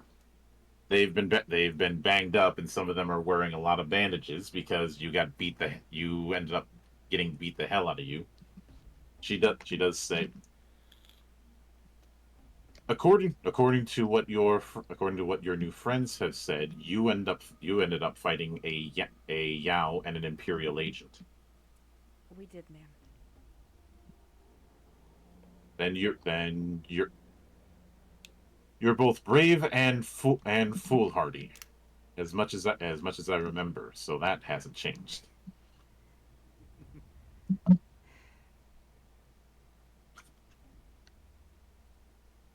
But Hey, Lou. Oh, sorry. you do eventually see the others, and well, pretty much everybody's got bandages. Ling Yi, as soon as she sees Halu, rushes over to her and gives her a big old hug, knowing that she's back to her old self. Oh, I'm so glad you're okay. Xianghua follows suit and hugs the other side of Halu. I was so worried. I'm the bandages I've got. I'm mostly got covering my face, and I am keeping my distance from Lady Plum Blossom. Halu Don't. gingerly reaches up and hugs them both, and just as quickly pushes them off to the side. 1 second. She goes over to Zhao Wei. Nice try, but you can't hide. Not here.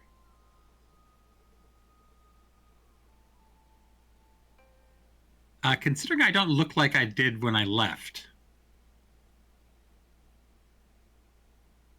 Well, the problem is that you told me your. Yes, you know, but that doesn't mean she knows. She ends up looking at Zhao Wei, and the way she's looking at you, it's a case of she is looking right at your soul. She pats you on the head and says, "I'm glad to see you're still alive, Shui Ji." Well, he goes whiter than his own hair.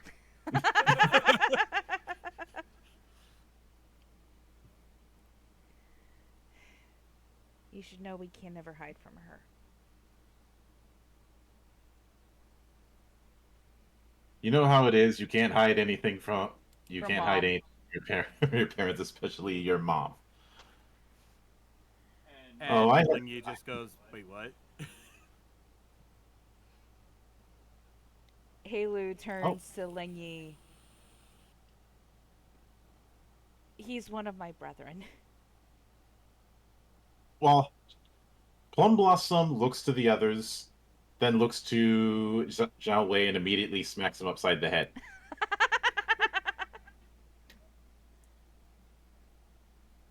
I told you not to keep secrets when it comes to your companions. Why didn't you tell any of them if you're going to be traveling around for months? I didn't know if I could trust them. I was almost killed by a demon. How did I not? How did I not know that one of them didn't send them? And you almost got killed by a different demon. What's the point? They do that. Demons are a problem. I'm trying to get rid of them. That's why I went into hiding. Clearly you spent more time hiding than training, and she smacks you upside the head again. Pimp called Zhao Wei is now a bitch called Zhao Wei. No, a bitch called Juji. It's the only reason it's a smack upside the head is because she does not feel like getting out the slipper. Oh shit! You know how anyone who knows and if they see that slipper, you will immediately see the color drain from their face. It's the Le octopus Chancla. slipper. Mm-hmm. Yeah. I'm not sure what La Chancla would be in Chinese, but I'm pretty sure there's something close.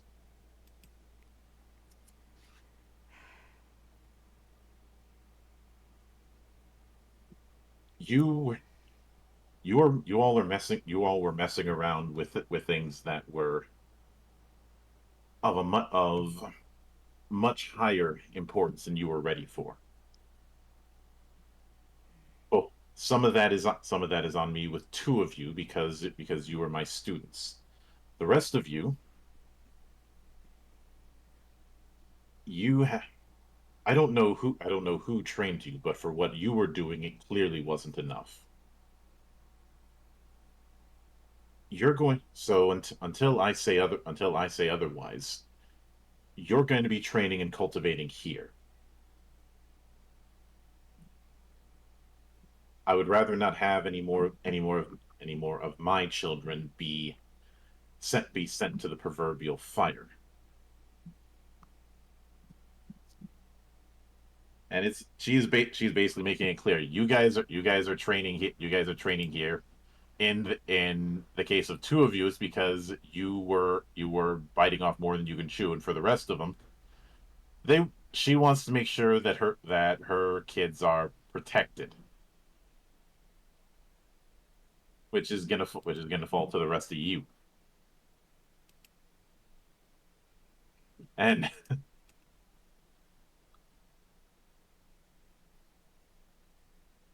but What's going on with the sect wars and Lady 87 and the Celestial Plume?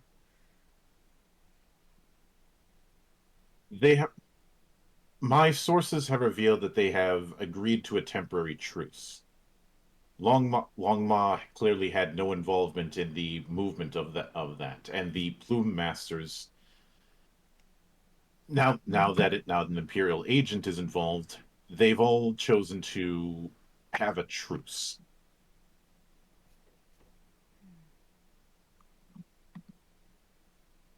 No one's going to be moving and making any open moves simply because they don't want to get the greater empire's attention. If the empire's attention comes along, then they'll bring their agents, and if their agents come along, they'll be bringing their Yao. Yes. You fought one of them and barely survived. How do you think you would handle 10 of them, 100, 1,000, if the Empire sees this sect war as enough of a threat? They could wipe out the entire area without even a thought. Your argument is not wrong. And you should know it's not the first time that kind of thing has happened. She says she's looking straight at Heilu, saying, basically implying she knows about the plum tree, implying that the reason those ghosts are there is because of what happened last time the sect war got the Empire's attention. Heilu takes a minute to explain what the cryptic message that Lady Plum Blossom said, and I reveal to them what I found at the plum blossom tree in Tungang. And while she's doing that, I pull out the 4 vials of Zenbird poison and hand them over to Lady Plum Blossom and say, if I wouldn't have been able to snap her out of that key spirit, I would have been resorted to using these. You're just lucky I didn't use what I had left of mine. As soon as she sees the poison, it immediately is out of your hands and in hers. That's exactly why I gave it to her, because I knew damn well. And the fact that Kay just mentioned that she had some means, well, we know where she's going next. Yep. Using poison. Absolute shameful. What are you talking about? That's exactly the thing that we're known for. You purported to be a scholar during your time here. And here you are messing around with poison. Zenbirds. Well, at least I'll give you credit for being able to take one of those out. But we took out 2 of them, mistress. even so, Very delicious chicken. You all will be having some training here, and do make sure to keep it down in terms of your nighttime activities, Halu. I don't want a repeat of what happened before. Halu bites her lips. I will do my best, ma'am. I point over at our wonderful peacock and say, I think you might want to be more worried about that one. Excuse you! Xianghua giggles. Oh, she didn't tell you. She explains that there was a bit of a time a while back with one of the other members of the sect that the two of them had a bit too much fun, and they were so loud everyone else thought that there was a fight going on. Oh my god. What, did she sound like a dying cow? No, they were just really, really loud. Knowing what I know of Lady Halu, I believe it. Which doesn't I have mean you're getting. I have a feeling as she's explaining that Halu is just it's a case of I am watching a woman's soul leave their body. Yup, she is absolutely mortified. It's the whole, hey, look, I'm bringing out the kid pics. Yeah, pretty much. You know how it is. One of the rules of the universe when it comes to parents is embarrassing their kids. Yup. Oh, we know all too well. Not just any childhood pictures, the ones where you're naked. Oh, yeah. Oh, yes. And Halu pinches the bridge of her nose. You won't have to worry about that this time, mistress, I promise. But she also looks at Lang Yi, and Phoenix cultivation.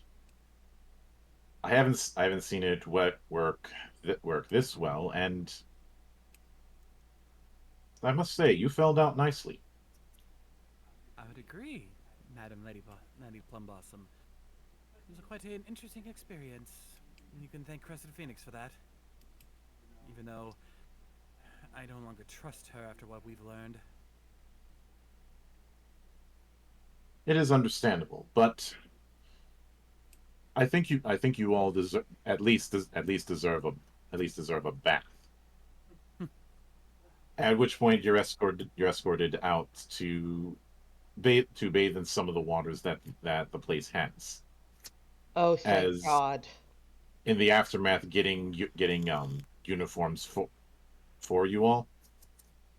Which for some of you, those particular uniforms are going to feel a little bit comfortable for some of you and uncomfortable for the rest, especially Halo and G. And while in the bath, I'm going to be doing something that I have been avoiding doing in our other presence of the group. I'm going to be Breath of the Lotus pedaling to heal up. Yeah. Since that one she would recognize. Mm-hmm. Yep. But And Halo starts pulling out her collar. Damn it! I did not want to wear these tight ass robes again. it's not that They're not that bad. You get used to them. the robes aren't tight. They're just more covering than you'd prefer. Exactly why she's pulling out her collar. Mm-hmm. And the funny thing is, for me, they're purple. Mm-hmm. Pimp colors. God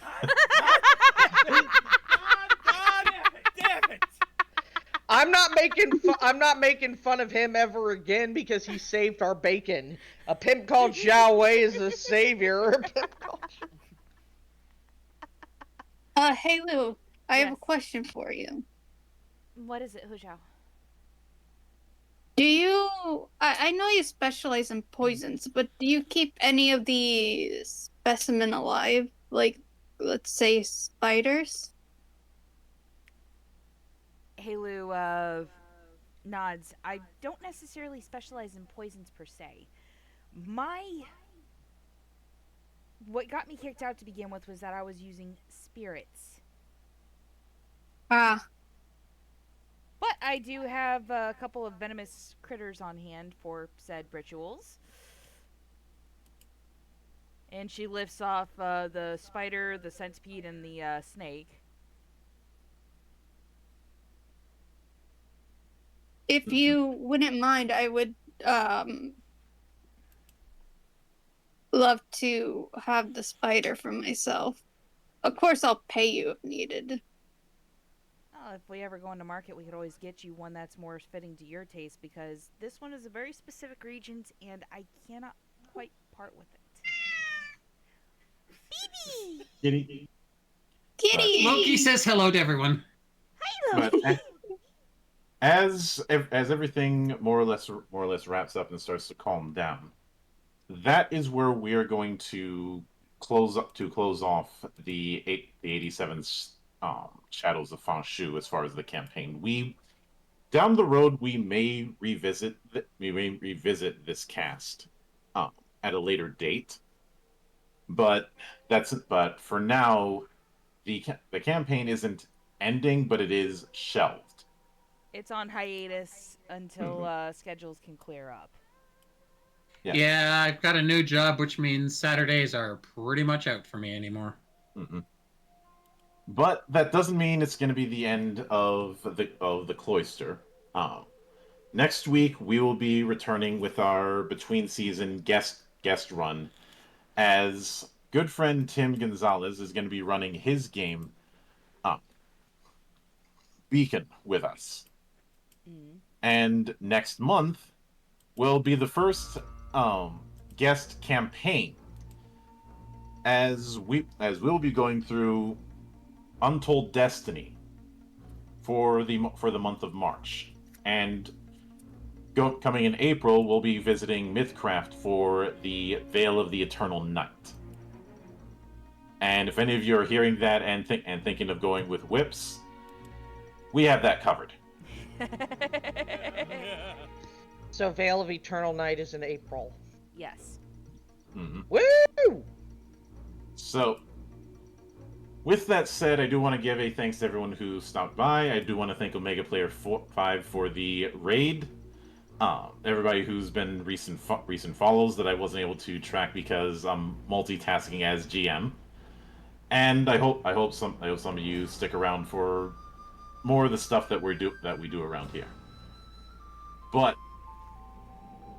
I will be back here later tonight with an interview, and I'll be back here on Sunday with the return of Geek Watch. So please look forward to all of that. But until then, on behalf of the good brothers present and not present, my name is Mildra. I am your gaming monk. Stay fucking frosty, everybody.